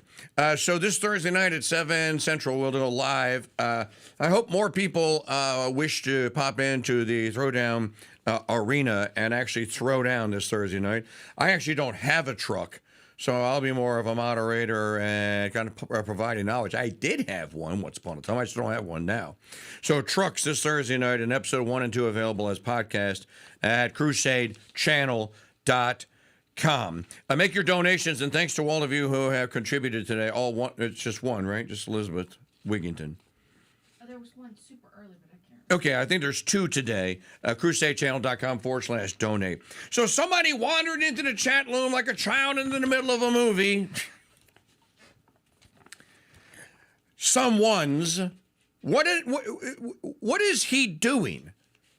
Why is America's morning show telling War of the World stories and sci-fi nonsense?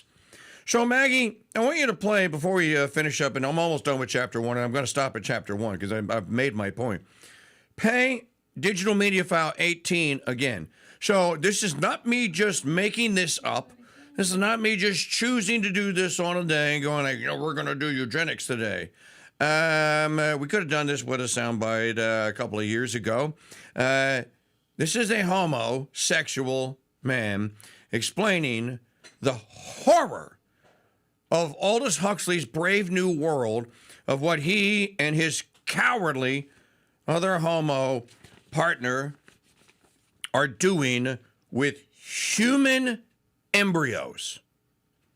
Quick recap, we're having 2 babies. We bought 40 frozen eggs from our egg donor. 28 of those eggs survived the thawing process and then were fertilized. 12 of those fertilized eggs did not develop into usable embryos. So that makes 16 embryos that were sent to PGT testing. And we just got in those PGT testing results. Starting with Joshua's side, his one embryo that was rated good to average came back as chaotic, which checks out. That one is no longer usable. This one, which was originally graded good, came back aneuploid. Chromosome 13 only had 1 in the pair.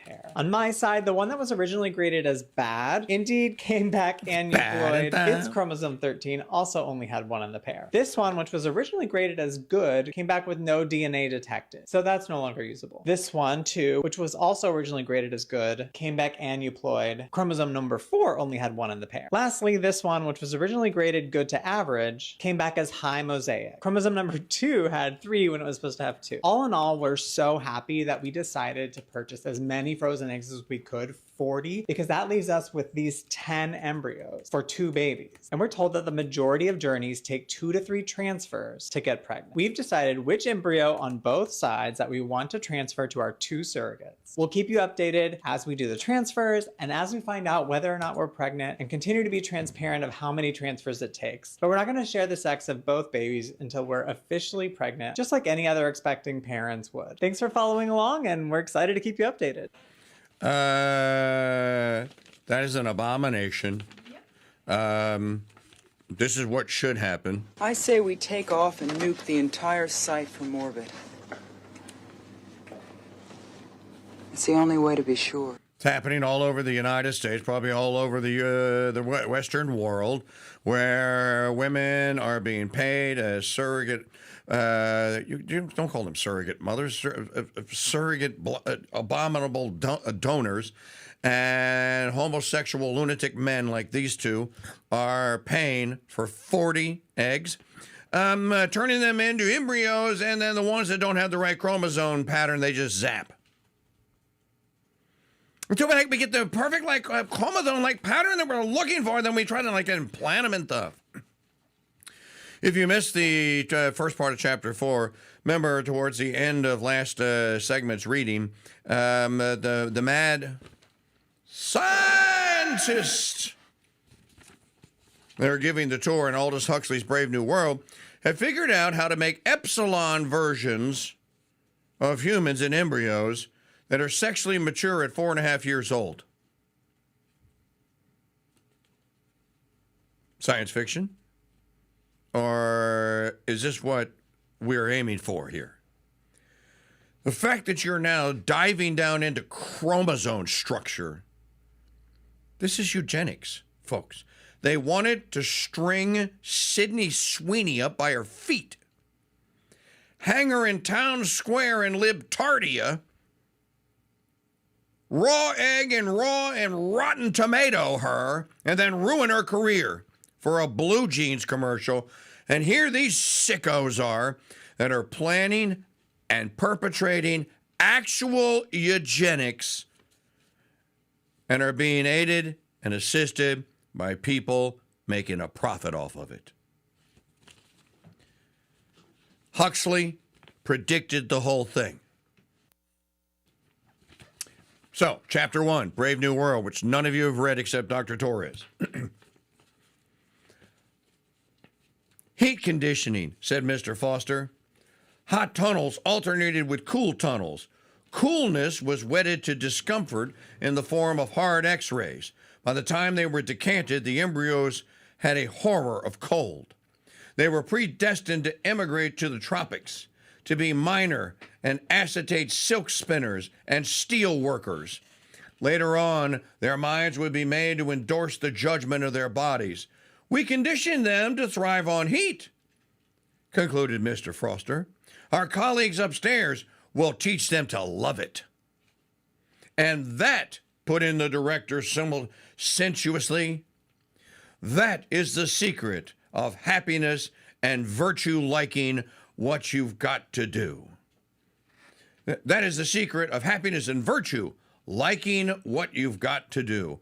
All conditioning aims at that, making people like their unescapable social destiny. In a gap between two tunnels, a nurse was delicately probing with a long, fine syringe into the gelatinous contents of a passing bottle. The students and their guide stood watching her for a few moments in silence. Well, Lenina, said Mr. Foster, when at last she withdrew the syringe and straightened herself up. The girl turned with a start. One could see that, for all the lupus and the purple eyes, she was uncommonly pretty.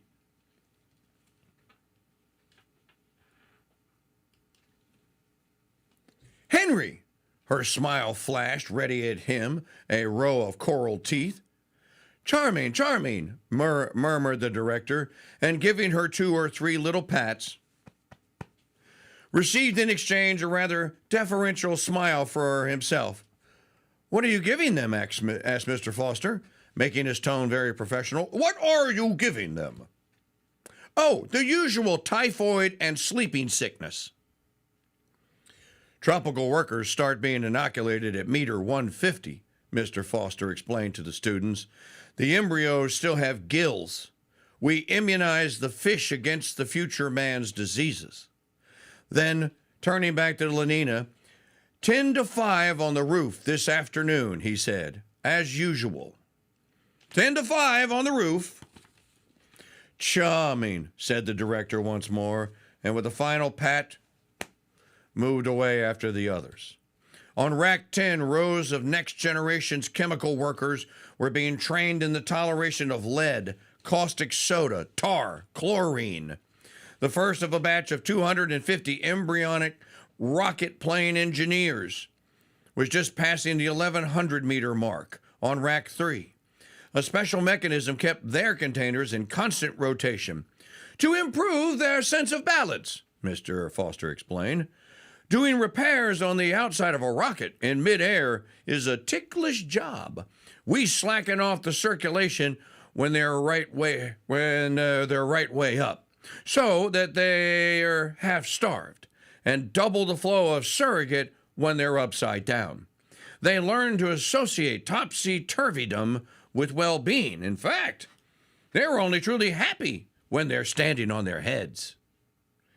And now, Mr. Foster went on, I'd like to show you something very interesting conditioning. I'd like to show you some very interesting conditioning for Alpha Plus intellectuals.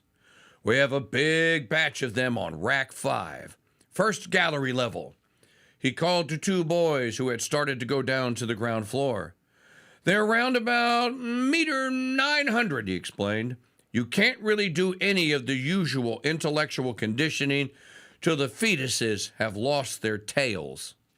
Follow me. But the director had looked at his watch. 10 to 3, he said. No time for the intellectual embryos, I'm afraid. We must go up to the nurseries before the children have finished their afternoon sleep. Mr. Foster was disappointed. At least one glance at the decanting room, he pleaded. Oh, very well, then, the director smiled indulgently. Just one glance. Close quote in chapter 1. Read the whole thing if you dare for yourself. And I will wager you that most people, you can get it at archive.org. It was published in 1932. If you don't mind reading online, I'd love to have it in the Founders Trading Post store in paperback so that people could just pick a copy up for $5 and read it. I was looking earlier, and remember I was telling you that Rod Dreher had written a piece about Orwell and Huxley to analyze contemporary social trends. So I was looking. Orwell's 1984 versus Huxley's Brave New World is one such essay. Okay, Orwell's 1984 versus Huxley's Brave New World. Which fictional dystopia seems more timely today? Who had the more prophetic and realistic vision of a dystopian future, Orwell or Huxley? Orwell, most famous for 1984, was inspired by Stalinist communism and imagining his hard tyranny of brute dictatorship. Huxley, best known for Brave New World, worried that a softer tyranny would ultimately prevail, one more insidious, partly because it was more enveloping of both politics and culture and more seductive via a future of mindless pleasures. Writing for the Institute of Art and Ideas, a British philosophical organization, in 2008, British University instructor Imra Atasoy compares Orwell and Huxley's different dystopian visions in an informed and provocative essay, Orwell, Huxley, and the Path to Truth, How Fiction Can Help Us Understand Reality. So there's lots of stuff out there about this that you could read. I think that Dreher falls down on the side of Huxley because we're Huxleys right now. These madmen that are running around with hiring surrogates and embryos, and now you have IVF madness across the amber waves, destroyed and murdered embryos. Huxley's the one that was onto it. You know, and if you keep reading Brave New World, what you'll find out is that they make the embryo people, the epsilons and the alphas and the betas, they make the embryo people so they don't have to do any work. They make the embryo people so that they're not afraid to build skyscrapers and stuff, or they're not afraid to go work in the tropics, as you heard, or not afraid to go work in Siberia in the cold, or whatever the case may be. So they fashioned this whole army of laborers who will never want for anything because they don't know that they're to want for anything. They breed sexuality out of them unless they're bred for sex. Those homos talking about the embryos has to be one of the most horrifying things I have heard. I wonder, am I the only one? Am I the only one that caught the very Huxley-like design? Those Fruit Loops are they are designing a child because they have the money to do so, and it's been made legal. I don't think this civilization deserves to exist if that remains legal. So you can send a sweet meteor of death. I say we take off and nuke the entire site from orbit. It's the only way to be sure.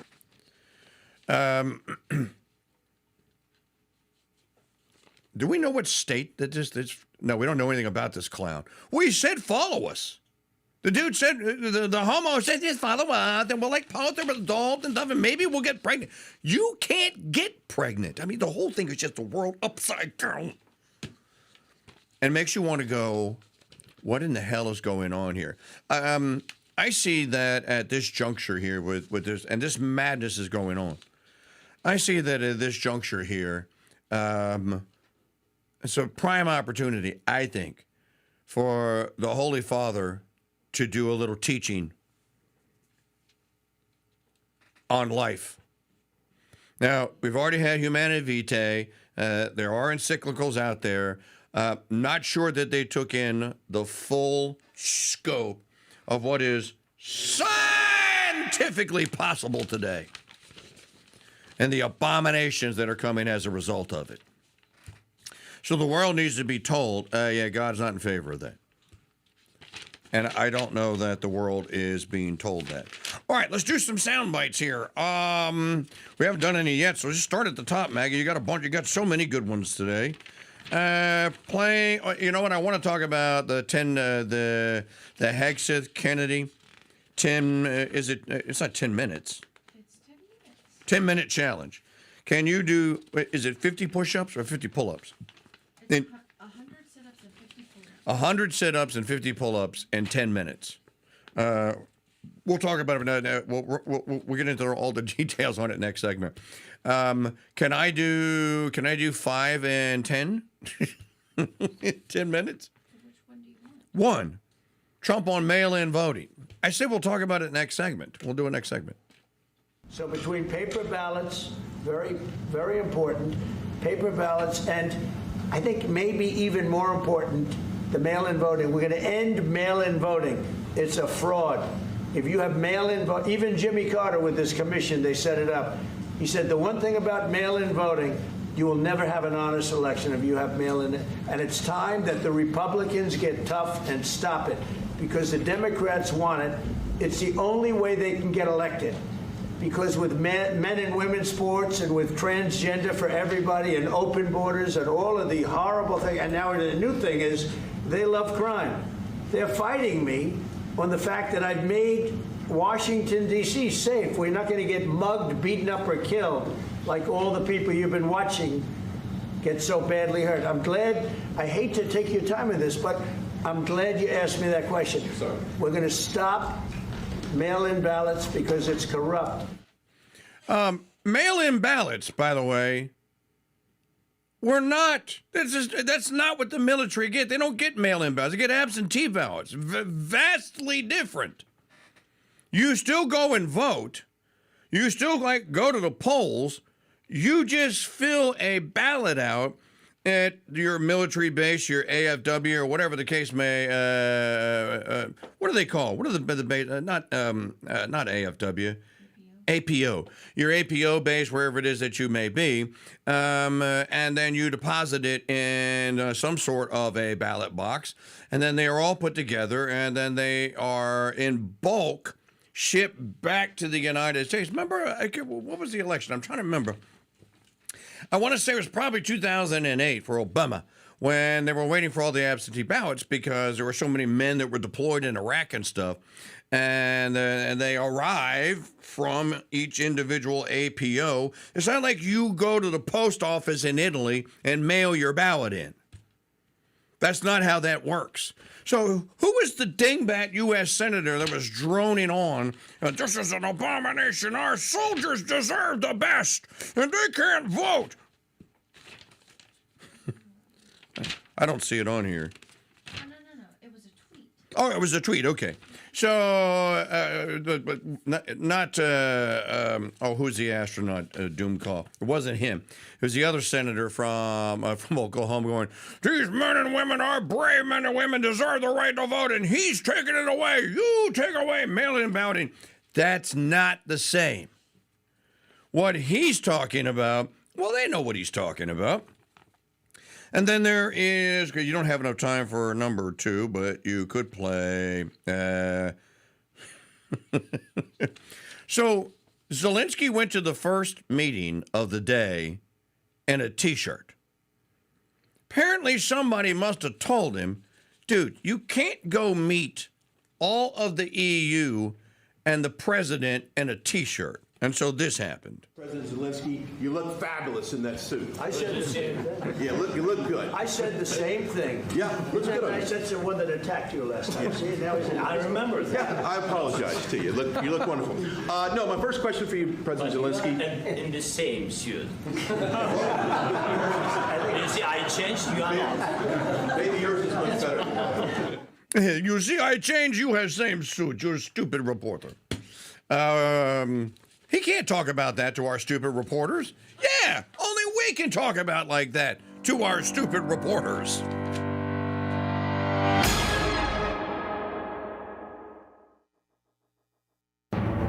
You may not believe it, but Bram Stoker's Dracula may be a work of non-fiction. What?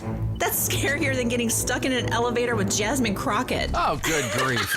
Really? Come on, I'm trying to be serious here. Okay. Hear it and other amazing tales on Turley's Believe It or Else, 10 to 11 a.m. Central, every Tuesday on the Crusade Channel. Our app and always on crusadechannel.com. Live talk and podcast radio. The way it should be. Hello, Crusaders. I'm Magdalene Rose at the Crusade Channel News Desk with your Crusade Crucials for Tuesday, August 19, 2025. This report is brought to you by Cooking with the KingDude Seasoning Trilogy. Here's your In the Market report. The S&P 500 and the NASDAQ climbed around 1%, recording their second positive week in a row, but failing to match the previous week's stronger gains. It was the sixth positive week out of the past 8 for both indexes. Two reports presented a mixed picture of elevated inflationary pressures at the consumer and wholesale levels. The Consumer Price Index showed that inflation held steady at 2.7% annual rate in July, even as higher tariffs appeared to boost prices at faster rates for some categories of goods. While that consumer report was in line with expectations, producer prices reflecting business costs recorded a bigger than expected 3.3% increase, the sharpest rise in 5 months. Bond market trading on Friday continued to support recently growing expectations that the U.S. Federal Reserve is likely to cut its benchmark interest rate at its two-day meeting ending September 17th. Prices in rate future markets implied that most investors were expecting this year's first quarter-point rate cut at next month's meeting, with the prospect of 1 or 2 further cuts in October and December, according to the CME's Group's FedWatch tool. In National Calendar Day news, today is National Potato Day and National Soft Serve Ice Cream Day. Our saint of the day, St. John C. Eudes. You're listening to Crusade Channel News. This is a pixel. Now, if you put a couple of million of these dudes together, you can make a sentence on an LED screen. Put a couple billion of them together, and you can make a whole page. Put 160 billion of them together, and you've got Nina Gaynor's A Garden for Mary children's book. But it doesn't smell like a book, and it'll burn teeny little holes in your kids' teeny little corneas. So is the pixel really their friend? I'm Groot. That's right, Groot. No, but the Founders Trading Post is their friend, and we have actual books with actual kind of kid-smelly pages and pictures, because kids lack in pictures. Plus, our little bookstore has everything the kids' parents expect. I'm Groot.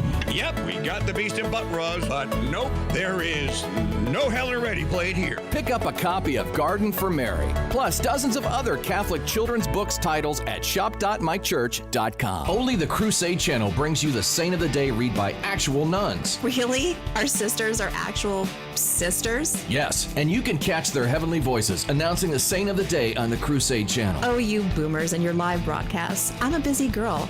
Sure, I'm very important only in my own mind, but can I get them as podcasts? I'm not a boomer. And yes, all Saint of the Day recordings are available as mini podcasts on our app and at crusadechannel.com. I see saintly binge listening in my future. I feel holier already.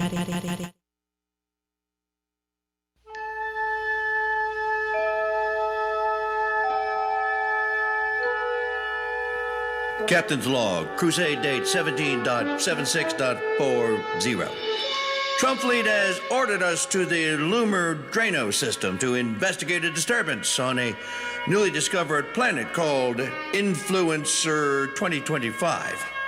We've been warned that this civilization's statement that it wishes to make the media galaxy great again by sharing their posts with MAGA World may not be what they seem. Entering orbit around Influencer 2025, Captain. On screen. Captain. What is it, Counselor? I'm sensing a disturbance, Captain. It is almost as though these people have an inordinate passion for greed and... And? In a word, Captain, grift. Captain, we're being hailed. On screen. I can't. Every time I try to lock on, it asks me to click on another channel. Ah, the old clickbait maneuver. Shields up. Shields up. Lieutenant Olea, open up a channel. Aye, Captain. Attention, influencers. This is the captain of the Talkship Crusade 4. We're here on behalf of Trump Fleet because you requested to join the MAGA Federation. Identify yourselves. I am breaking. I am, do you see it? I am subscribed to unlock. Darn it, mister. Can you speak in anything longer than a cliche? Captain, the powering up what looks like to be an outraged porn cannon. Go to red alert number 2. Instant the truth.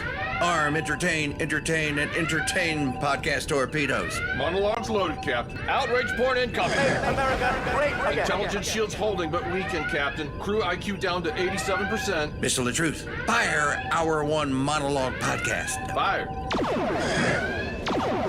A direct hit, Captain.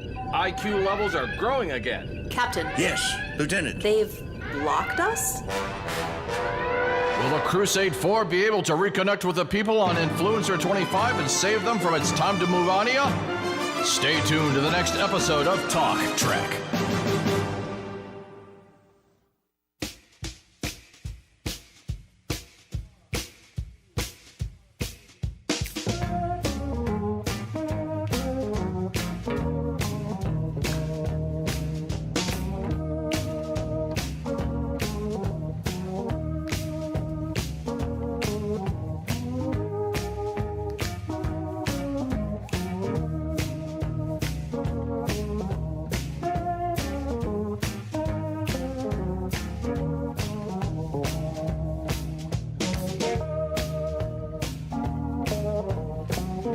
Performing this show with 86.2% of my testosterone and comedic genius tied behind my back just to make it fair.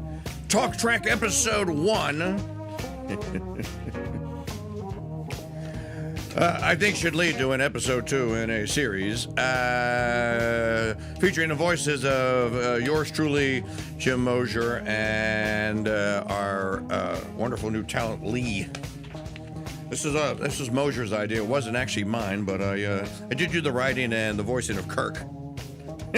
First, he told me to play Picard, and I went, "That's a really hard accent to do."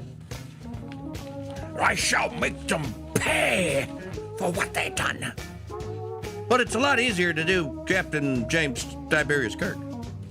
In any event, hope you liked it. Your Founders Pass membership, we will upload that to the podcast one day. We're actually working on a little video presentation of that, but you can get today's video cast and podcast at crusadechannel.com. Someone was asking earlier if they could still watch the Mike Church Show on YouTube. Kinda. Well, why would you want to?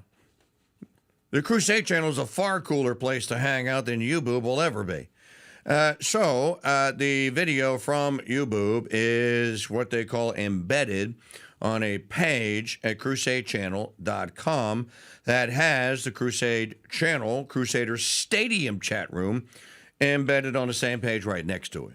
So if you want to chat, you chat with your fellow Crusaders instead of a bunch of strangers from the ice world of Hoth.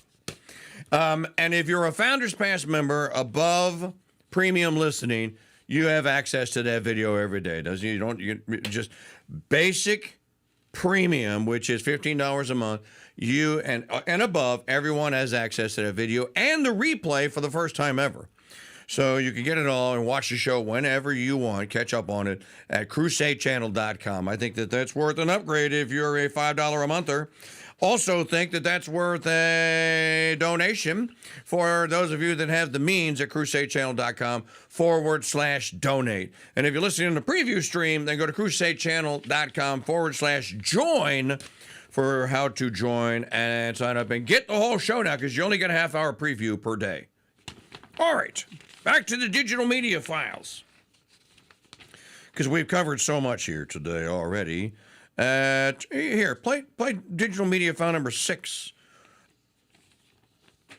Well, I guess Zelensky says something about Melania's letter, too.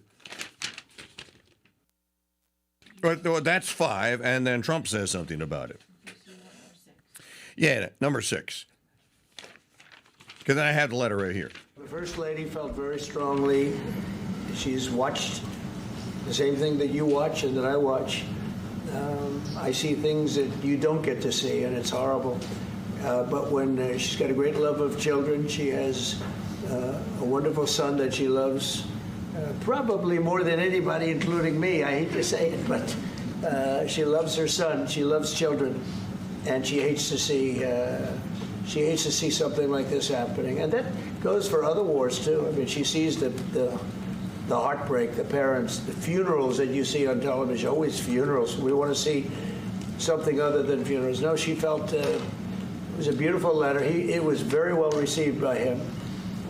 And she did ask me to say, you know, she would love to see this end. She would love to see it end. And she says it very openly, very proudly, and with great sorrow, because so many people have been killed. And then she wrote, Dear President Putin, every child shares the same quiet dreams in their heart.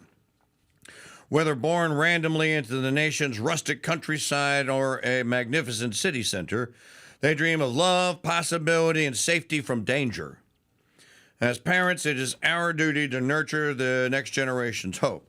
As leaders, the responsibility to sustain our children extends beyond the conflict of a comfort of a few.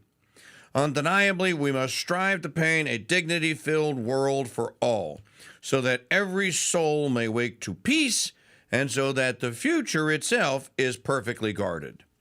A simple yet profound concept, Mr. Putin, as I'm sure you agree, is that each generation's descendants begin their lives with a purity and innocence which stands above geography, government, and ideology.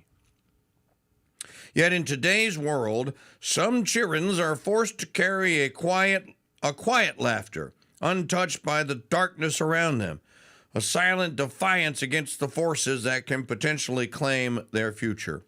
Mr. Putin, you can single-handedly restore their melodic laughter. In protecting the innocence of these children, you will do more than serve Russia alone. You serve humanity itself. Such a bold idea transcends all human division, and you, Mr. Putin, are fit to implement this vision with a stroke of the pen. It is time.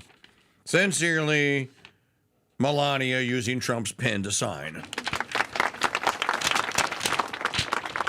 Now, I have a question. Why didn't she write a letter like this to Lindsey Graham? If anyone needs we all need all we are saying. By the way, Laura Ingraham show last night totally used all we are saying, all Trump is saying is give peace a chance. Maggie goes, did you see this Chiron? It's ours. Well, you know, look, when we get 6 producers like Megyn Kelly, we'll have all those headlines and we'll be known and loved by everyone on TV, too. Hey, Maggie, 71 chattas. What?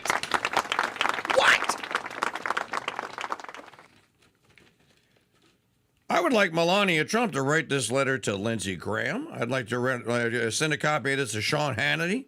Send a copy to Mark Levin. Get off my phone, you big dope. How about sending one to Bibi Netanyahu? She might even want to pass one on to her husband. Dear Donald, my husband, I think that Donald may need to read a letter that I write to Putin. Donald, here, my dear father of my dear son, Barron, you must read letter. Speaking of, doesn't Trump mention, where did he mention the letter? I guess it's in the next one where he goes, I think she likes Barron more than me, but that's okay. And that what he says? Yeah, that's what he just said. That's the one we I didn't hear it. Cheeky legs bearing more than me, but that's okay. That's okay. Okay, there was all this stuff about a lasting peace agreement. You know, to send this to Putin is to blame Putin for this. She's a Slovenian. She's not a Ukrainian, and she should well know how crooked oligarchs in Ukraine have made life for Slovenians and all the other little countries around Ukraine. They steal. They steal resources. They deprive those people of opportunity. So I hope that maybe she had the chance to actually tell Zelensky in person, Mr. Zelensky, it is time. You can do it with a stroke of your pen. Or, yes. Or you could just look at it as her knowing that Putin is the only person that you can reason with out of the two. You know what? That is a really... Oh, Maggie, that's a Maggie. 5 seconds of gold. Holy... That is a profound point. I think you should host the next half hour. Nope.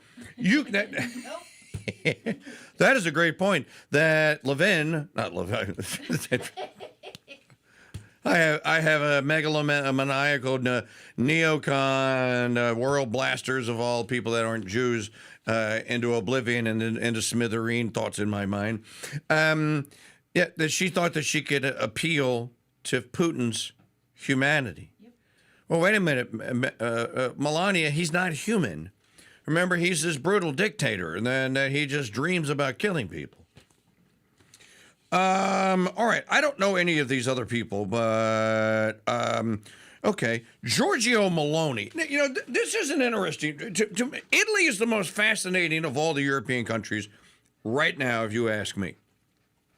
Miniature play. Why are you then? Well, you know, maybe Hungary. Hungary may be a little more interesting because Viktor Orban. By the way, Orban wasn't in that gang yesterday. No. Viktor Orban was not in the meeting. Was he invited? Oh, no, he's the evil Christian warlord. Remember, the Hungarians are trying to act all Christian and stuff. Okay. Italy, the former home of the Papal States. Now, if you go to Italy, no one is going to tell you that they're Italians. They're going to say that they're Genoans. They're going to say that they're Florentinians. They're going to say that they're Sicilians. They're going to say that they're Lombardians. They're going to say that they, oh gosh, there's so many regions. Help me out here. What are the other, what's the one that starts with an M? They're going to say that they're Romans. They are going to say that they hail from whatever region it is that they live in. Because Italy was never this super state until the idea of democracy and that everyone had to have some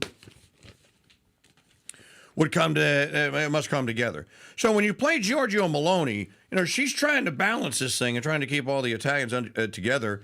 Milanese, JT, thank you very much. That's right, the Milanese. They're from Milan. And there are others. There's a bunch of regions. There's several more. That's not all of them. Where is the your boy Stanley Tucci? Where he went to it. Where is the Cappucciola? Where was that region that he went? In any event, there are more regions. So Meloni has, to me, Giorgio Meloni has one of the more difficult tasks ahead of her, which is kind of trying to keep the Italians into some semblance of what's called Italy. when, in fact, I think that they'd be far better off as they were previously, that they had little dukes and kings and whoever that ran each one of the individual Italian, some were papal states. And then this maybe would then force the hand of some of the other European countries, like Austria, for example, to recognize or say, well, do we need to have a Holy Roman Emperor again? Yeah. So just play a little bit of Maloney, Giorgio Maloney, because, again, I think she's probably in the most interesting position. Prime Minister Maloney of Italy, who's a really great leader and an inspiration over there. She's served now, even though she's a very young person, she's served there for a long period of time relative to others. They don't last very long. You've lasted a long time. You're going to be there a long time. Please, Georgia, go ahead. Yes, Georgia, go ahead. Thank you very much, Donald, Mr. President, for hosting us today in this important meeting. And I think it is an important day, a new phase, after 3 years and a half that we didn't see any kind of sign from the Russian side that there was a willing for dialogue. So something is changing, something has changed, thanks to you. Thanks also to the stalling in the battlefield, which was achieved with the bravery of Ukrainians and with the unity that we all provided to Ukraine. And the reason why I mention it is that we also have to remind that if we want to reach peace and if we want to guarantee justice, we have to do it united. So that's why it's a very good day, the one we are in. You can obviously count on Italy as it was from the beginning. We are on the side of Ukraine, and we do absolutely support your efforts towards peace. We will talk about many important topics. The first one is security guarantees, how to be sure that it won't happen again, which is the precondition of every. Okay, I want to stop the tape right here because this. We have to have these security guarantees. So, in other words, what are you saying, that you NATO creeps are incapable of violence? You're the ones that instigated this. It was NATO that continued to close in on the Russians' western borders. It was NATO that encouraged the previous warlord, Poroshenko, who was running Ukraine, that he should shell Mariupol and Sevastopol and other Donbass regional cities because they refused to comply and wouldn't speak pure Ukrainian, didn't want to send members to the Ukrainian parliament because they're not Ukrainians. And so they were bombing and killing these people. This was happening. The aggression was happening by the Ukrainians. Well, ladies and gentlemen, this is a matter of geographical world history. I'm not making this stuff up. As President Putin said, I should have done this 8 years ago when you started shelling those people. When we agreed to the Minsk Accords and that the historical Luhansk and Donetsk would become part of the Russian Federation again, and then you reneged on the deal. And then when those people said that they didn't want you to renege on the deal, then you started bombing them and killing them and trying to bomb them into submission. And the people in the Donbass region kept saying, will you please, Russia, will you please help us out here? So this is, well, we must have peacekeepers, we must have security details. Are you going to have security details that are going to be people that are going to be keeping tabs on NATO troops, on Ukrainians, on Azov Nazis that are in Ukraine? Or are you just, if I'm Putin, I'd be like, I'm not agreeing to any NATO troops in Russia. You can go screw yourselves. That's what it seems to me that they kind of shifted this whole pivot here. And now they want NATO troops. If I'm understanding this, they want NATO troops either on the border or they want them in what will now be new Russian Federation republics. Sevastopol, Donetsk, Luhansk, Zaporizhzhia, of course, Crimea already is, And if you were Vladimir Putin, would you agree to that? What do you think? I'm like, well, no, what we want is we want troops in Moscow. You're going to be very careful with this.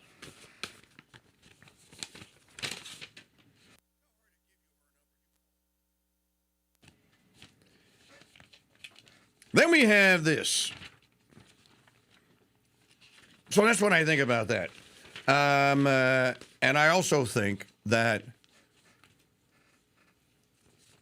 for the European countries to have all met there, and then you didn't invite Putin. As if, why not just get it all done?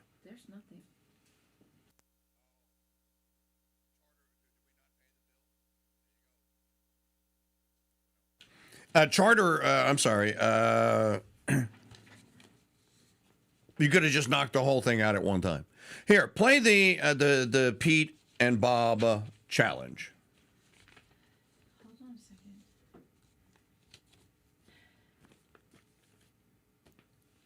So this is something that is actually good for all people, or it could be. How many of you think you can do either one of these? 100 sit-ups or 50 pull-ups in 10 minutes?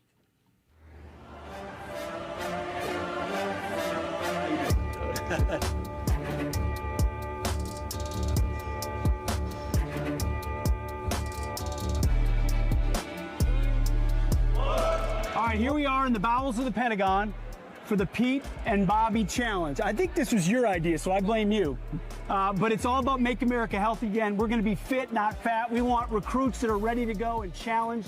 What are we doing today, Bobby? Well, Pete and I are going to do our part, encourage American youth to do this challenge. And the challenge is to do 100 push-ups and 50 pull-ups in any order you want in under 10 minutes. So 5 minutes is the top standard that we want to meet. Not going to be able to do.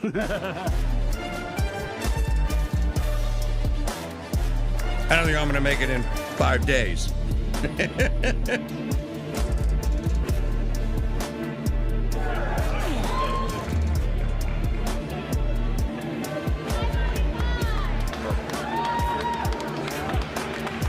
Secretary of Defense shark attack. You can do better, Ranger Tom! Let's go! Make your country proud! Lady Commander Gonzalez, you did the challenge in what time? 3:56. 3 minutes and 24 seconds. Gunnery Sergeant Prince. Gunnery Sergeant High. 243. 243. No way. We want to send out a challenge to Sean Duffy. I'm going to throw it on the military side a little bit, too. Let's challenge the chairman of the Joint Chiefs, Raising Cane. And then my friend on TV, Will Kane. How about the Pete and Bobby challenge? 100 push-ups, 50 pull-ups, but we hope Americans will take this challenge and you'll pass it along so that we're ready to be fit the way we need to be healthy, and to have a healthy fighting force. Go get it. Let's make America healthy. Amen.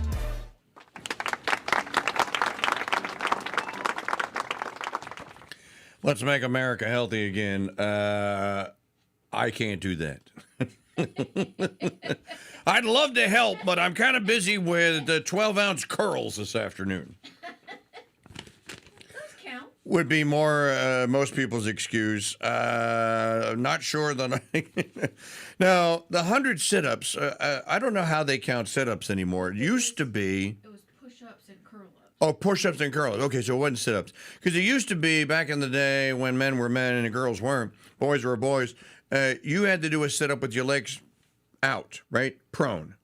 Then they changed it where you could have a partner, right? And you could get your knees like at like a 45-degree angle. You bring your knees up, but to do that, to make it easier, or to make it so that, especially if you were trying for speed, you have to have someone hold your ankles. Remember somebody?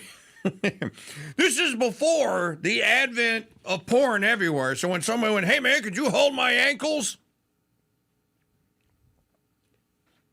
I'm gonna lay on the floor. Can you hold my ankles?" Well, back then it just meant hold ankles. There was no other connotation to it. in order to pull yourself up to do a sit-up. It's almost like it's a half sit-up. I never thought it was easier.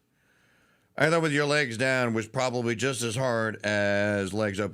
But Maggie is saying, okay, so it's 50 push-ups. 100 push-ups in 10 minutes. Yes. And 100 pull-ups. It's 100 pull-ups. 100 push-ups and 50 pull-ups. And both of those have to be done within 10 minutes. You can take your time, but they want you to do it under 10. Okay, I want to do one more from RFK Jr. Playing number 13 about the hospital mandate. Now, you know what? We were kicked off. We had YouTube videos that were struck on this very subject back in 2021, and we had to end our broadcast on YouTube because they kicked us off, basically, shut us down. We got a strike on our YouTube channel. Got kicked completely off of Facebook, completely kicked off of Pride Book because of what Kennedy is about to talk about that the hospitals were doing. We were reporting it. We had nurses that were calling in and saying, yeah, that's happening, which is the hospitals were grading hospital workers. If your hospital staff refused the Frankengoo jab, then you got a failing grade and you didn't get your hospital. We got bribed by Pfizer and Moderna and all the rest of them STEMI check. It was a real rule. We told you this. It was a real rule promulgated by real villainous people that ought to have to pay for it. And there were many people. You know why hospitals are in such dire straits today? I don't know why prices aren't going down. They should be. With more and more people going, you know, I ain't going to the hospital. I'll go to the ReadyMed, dude. I don't trust you people. You're going to check me in here, knock me out, and then start harvesting my lungs. Something else Secretary Kennedy has talked about. We need to bring an end to this brain dead crap. But play digital media file. I think it's number, you have it queued up. It's number 13. Hi, I'm Robert F. Kennedy Jr., your HHS secretary. Let me ask you something. Should doctors make decisions based upon what's best for their patients or based upon what makes them the most money? It's not a tough question, but we've inherited a healthcare system that constantly pushes doctors toward the latter. It rewards certain treatments not because they're better for the patient, but because someone profits. Take what happened during COVID. Hospitals were paid to report staff vaccination rates. Those numbers were fed into the National Healthcare Safety Network, then published on the CDC website to shame any hospital that refused to become an enforcer of federal vaccine mandates. Today, I'm proud to announce we've eliminated that policy by repealing a dangerous Biden-era provision in the CMS inpatient payment rule. And we're not stopping there. We're scanning every corner of the healthcare system for hidden incentives that corrupt medical judgment. What we're finding is alarming. Doctors are being paid to vaccinate, not to evaluate. They're pressured to follow the money, not the science. We've recently uncovered that more than 36,000 doctors had their Medicare reimbursements altered based upon childhood vaccination rates. That's not medicine. That's coercion. It's immoral. It has no place in a constitutional democracy or in a system that claims to protect children. Medical decisions should be made based upon one thing and one thing only, the well-being of the patient, never on a financial bonus or a government mandate. Patients deserve honest, uncorrupted advice from their doctors. Doctors deserve the freedom to use their training and to follow the science and speak the truth without fear of punishment.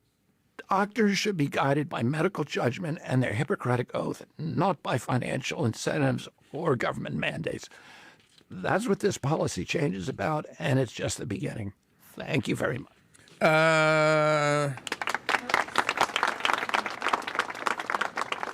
Xavier Becerra was the last HHS secretary. The undersecretary was the sicko pederast Dick Levine. When was the last time your HHS secretary started cutting videos and saying, like, hey, it's RFK Jr., your HHS secretary. This was wrong. We're ending it today. Now, we're going to have an investigation into it. We're ending it today. Like someone, as Dwight was saying in the chat room, they had banners all up in front of all the hospitals. Heroes work here. Yep. You know where the heroes work here hospitals are? Broke. The nurses, if you don't have nurses, bro, you don't have a hospital. You piss off those nurses, and they did. You make those nurses angry, and you tell them they got to do something, and they don't want to do it. I don't want to. The nurses are going to bail. And that's what happened. Thousands, tens upon tens of thousands of nurses, they quit the game. They just walked away. You know what they said? You know what, dude? I'll go do home health care. I will go work at a ready-made or wherever before I will work under these conditions. And so many of them are now, and those hospitals are never going to be restored because the nurses, and look, again, nurses run that joint. You think the doctors that are heroes in there? The nurses run those hospitals. No nurses, no hospitals. It's simple as that.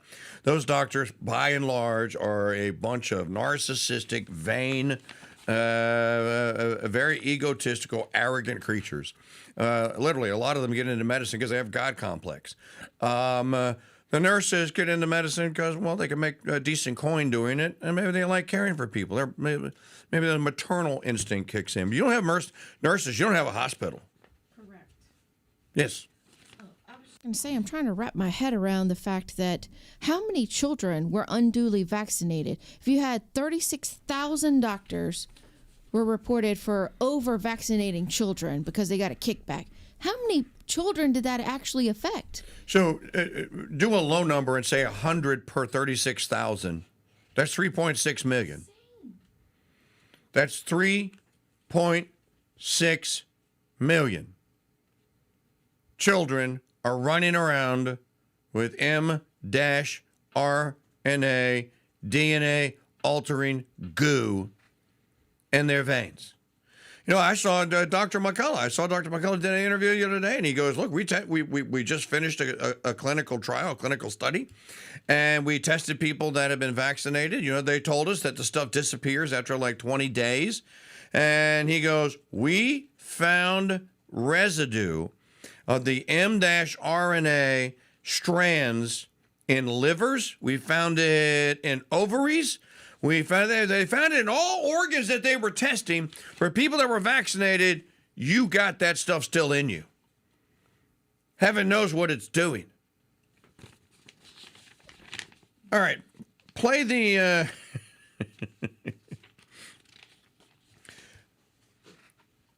the Pratt with Bill Maher. Where he goes, look,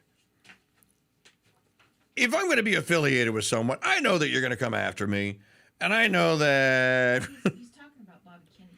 He's talking about RFK Jr. He's not talking about being associated with Trump. Right, being associated with Trump. It's kind of funny. It's amusing.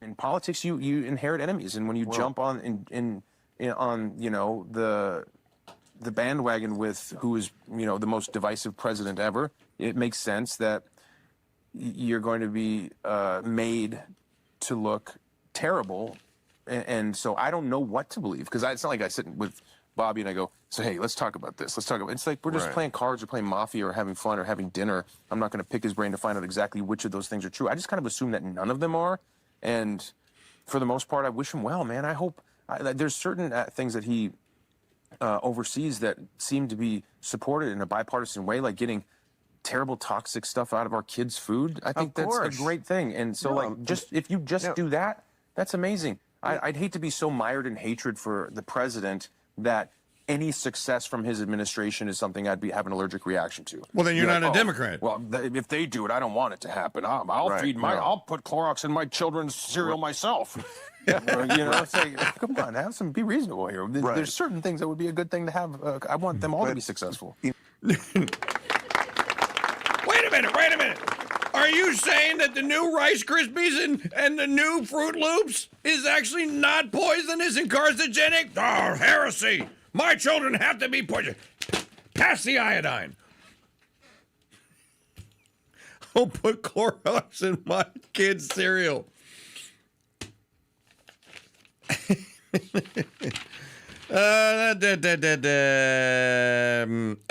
Okay, finally, Jason Ard, Livingston Parish Sheriff. Now,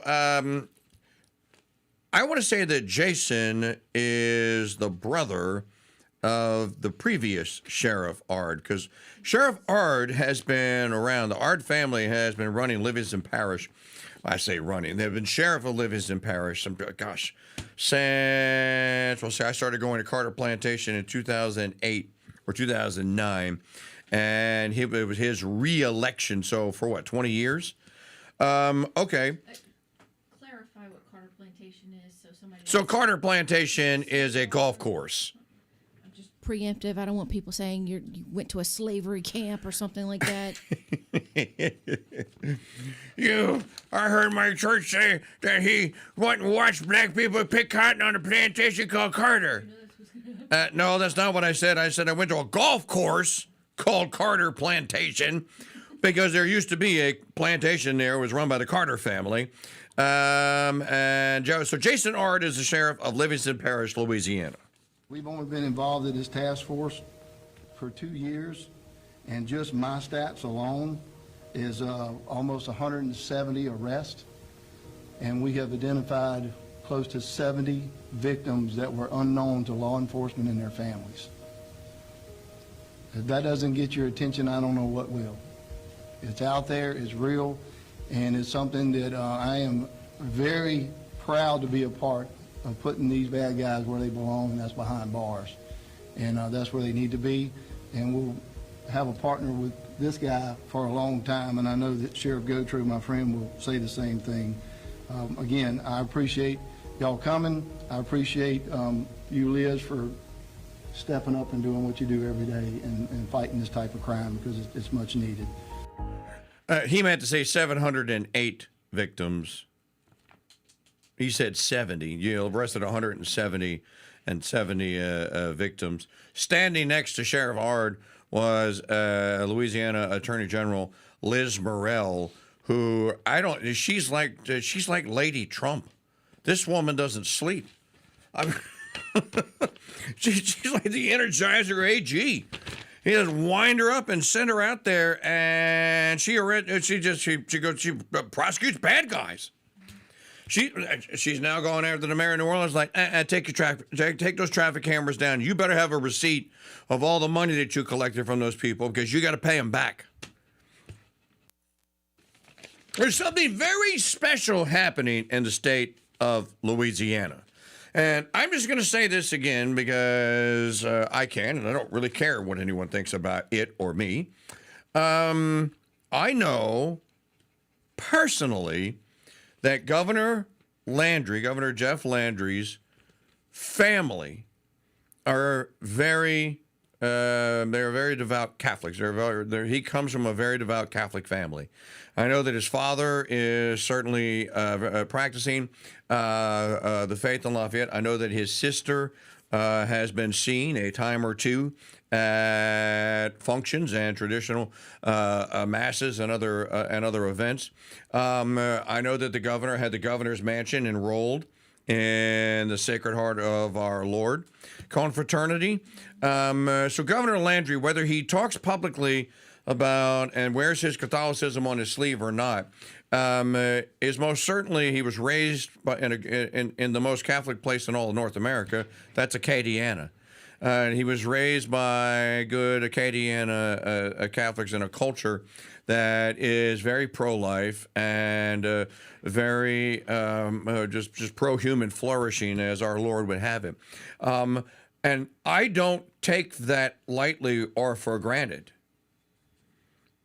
Someone that has that kind of formation, like Governor Landry does, to me, is going to do things and is going to structure things around him in a way in which other people are not. So when people say you can keep your stupid religion, the state of Louisiana is on the mend. The state of Louisiana is booming. It's always been the greatest place to live in all of North America, and people love coming here because then they come here and they go like, "Well, are all you people this friendly?" Yeah, because we have that grace left over from being settled by French and Spanish Catholics. And the Landry administration, we're 1 year and 8 months into the Landry administration, and I say this is probably been the most successful governorship of my adult life.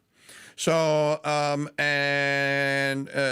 AG, she was Lieutenant AG under Jeff, Liz Morrell.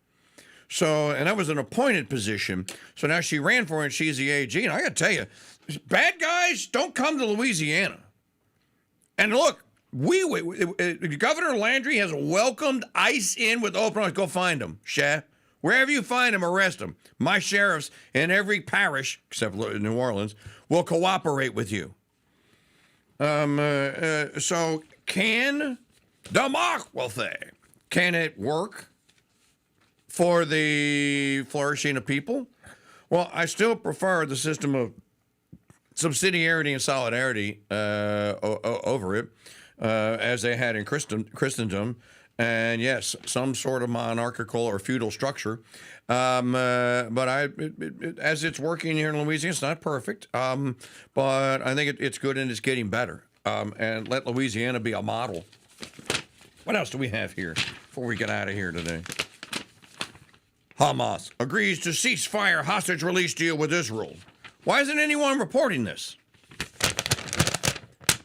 Because it means less dead people. You neocon warmongers, all you want are dead people.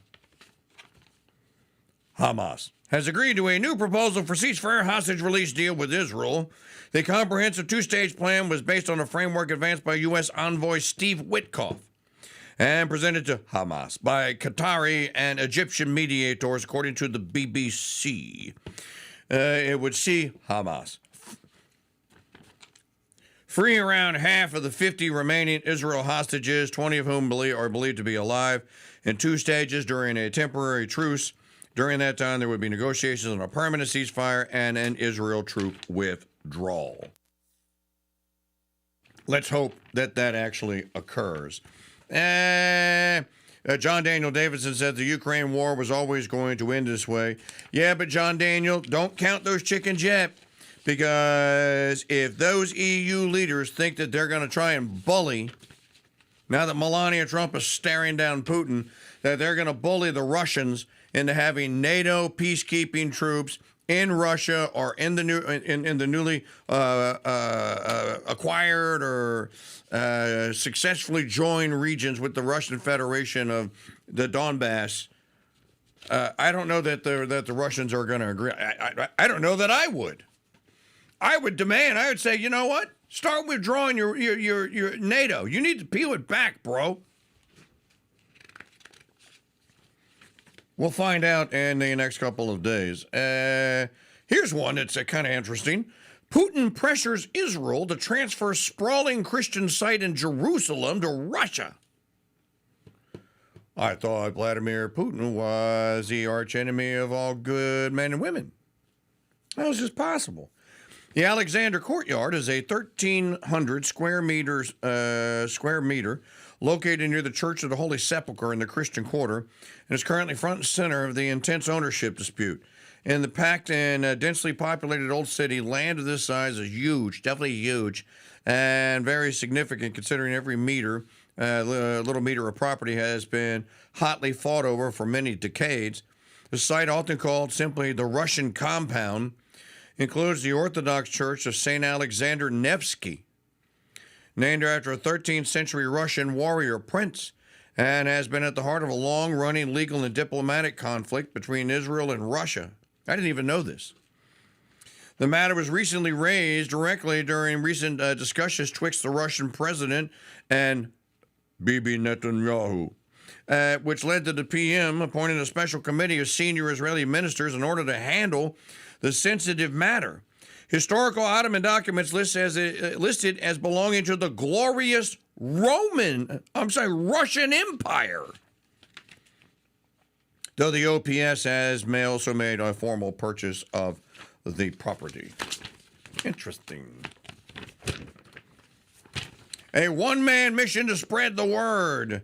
These dirty jobs are plentiful and essential. This is a piece at the Epoch Times about Mike Rowe and about how even after the Dirty Jobs show, he is probably now more popular than he ever was with Mike Rowe Works and with many people seeking his guidance and his assistance going like, hey, man, can you help me encourage? You know, I keep waiting for the day when there's a job fair at the White House. To me, this is a horrible opportunity, a magnificent opportunity that maybe the Trump administration, maybe the Stephen Millers of the Trump administration just can't crack. But you know what? They had CEOs there to announce all sorts of, investments. Why not CEOs or not even CEOs? How about the chief labor officers or whatever from big companies go like, we are hiring auto plant workers. We are hiring welders. We are hiring, somebody that's the head of Bath Iron Works or whatever. One of the great shipbuilding, Avondale here in Louisiana.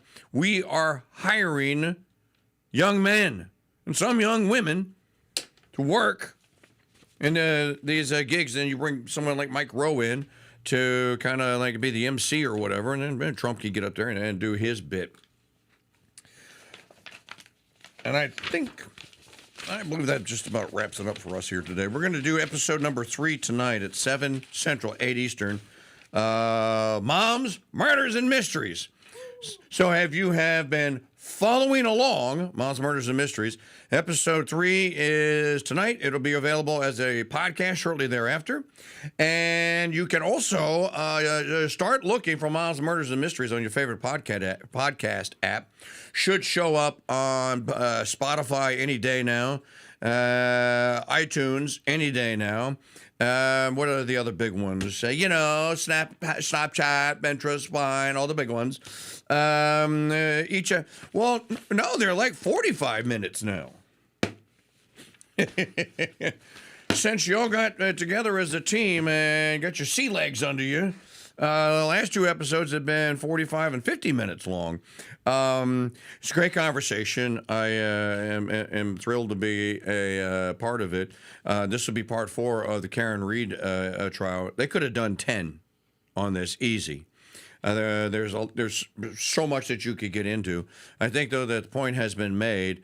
I brought this up last night to daughter number 1, and we started talking at dinner last night with Madison about Karen Reed, and I said that there you got this little podcast series going, and I think that they completely set her up. And daughter number 1 just blurted out, "Oh, they did! They most certainly did!" She was very passionate about it. So I think that young people it's not that they don't like the cops. It's not that they are down with the blue. I think that they believe that government and government entities and agencies are too big, too powerful, and too menacing.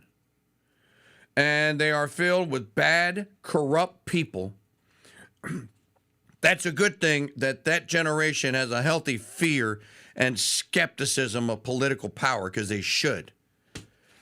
Maybe someday, if we don't get the job done, they'll dismantle this monstrosity, what we call a government here today. All right, I want to thank all of you for listening. Please donate. We got, 2 donations today? That's great. Not going to cut it. We'll never survive the month of August without a significant increase. And we got up to 72 chatters in the chat room. So people are returning back to the Crusade channel and to the family and to the chat. Thank you very much. You can start us off with as little as $5 or $10, crusadechannel.com/donate. I expect any day now that we will get the certificate, the letter of determination from the IRS, and the 501c3 will, because it's been filed for a long time ago, will have your number. So if you make charitable contributions to nonprofits, then look no further than the Crusade Radio Guild. So it's coming. But meanwhile, you can still take it on my assurance that there's a Louisiana nonprofit, and we will have a nonprofit. And also, you can upgrade your Founders Pass memberships. Log into your account at crusadechannel.com. Folks, have a great, safe, and blessed. We'll see you tonight at 7. And if news breaks out today, as always, we will break in here on the Crusade channel. Have a safe and blessed remainder of the day. St. John Eudes, play for us. God bless you and Mary keep you.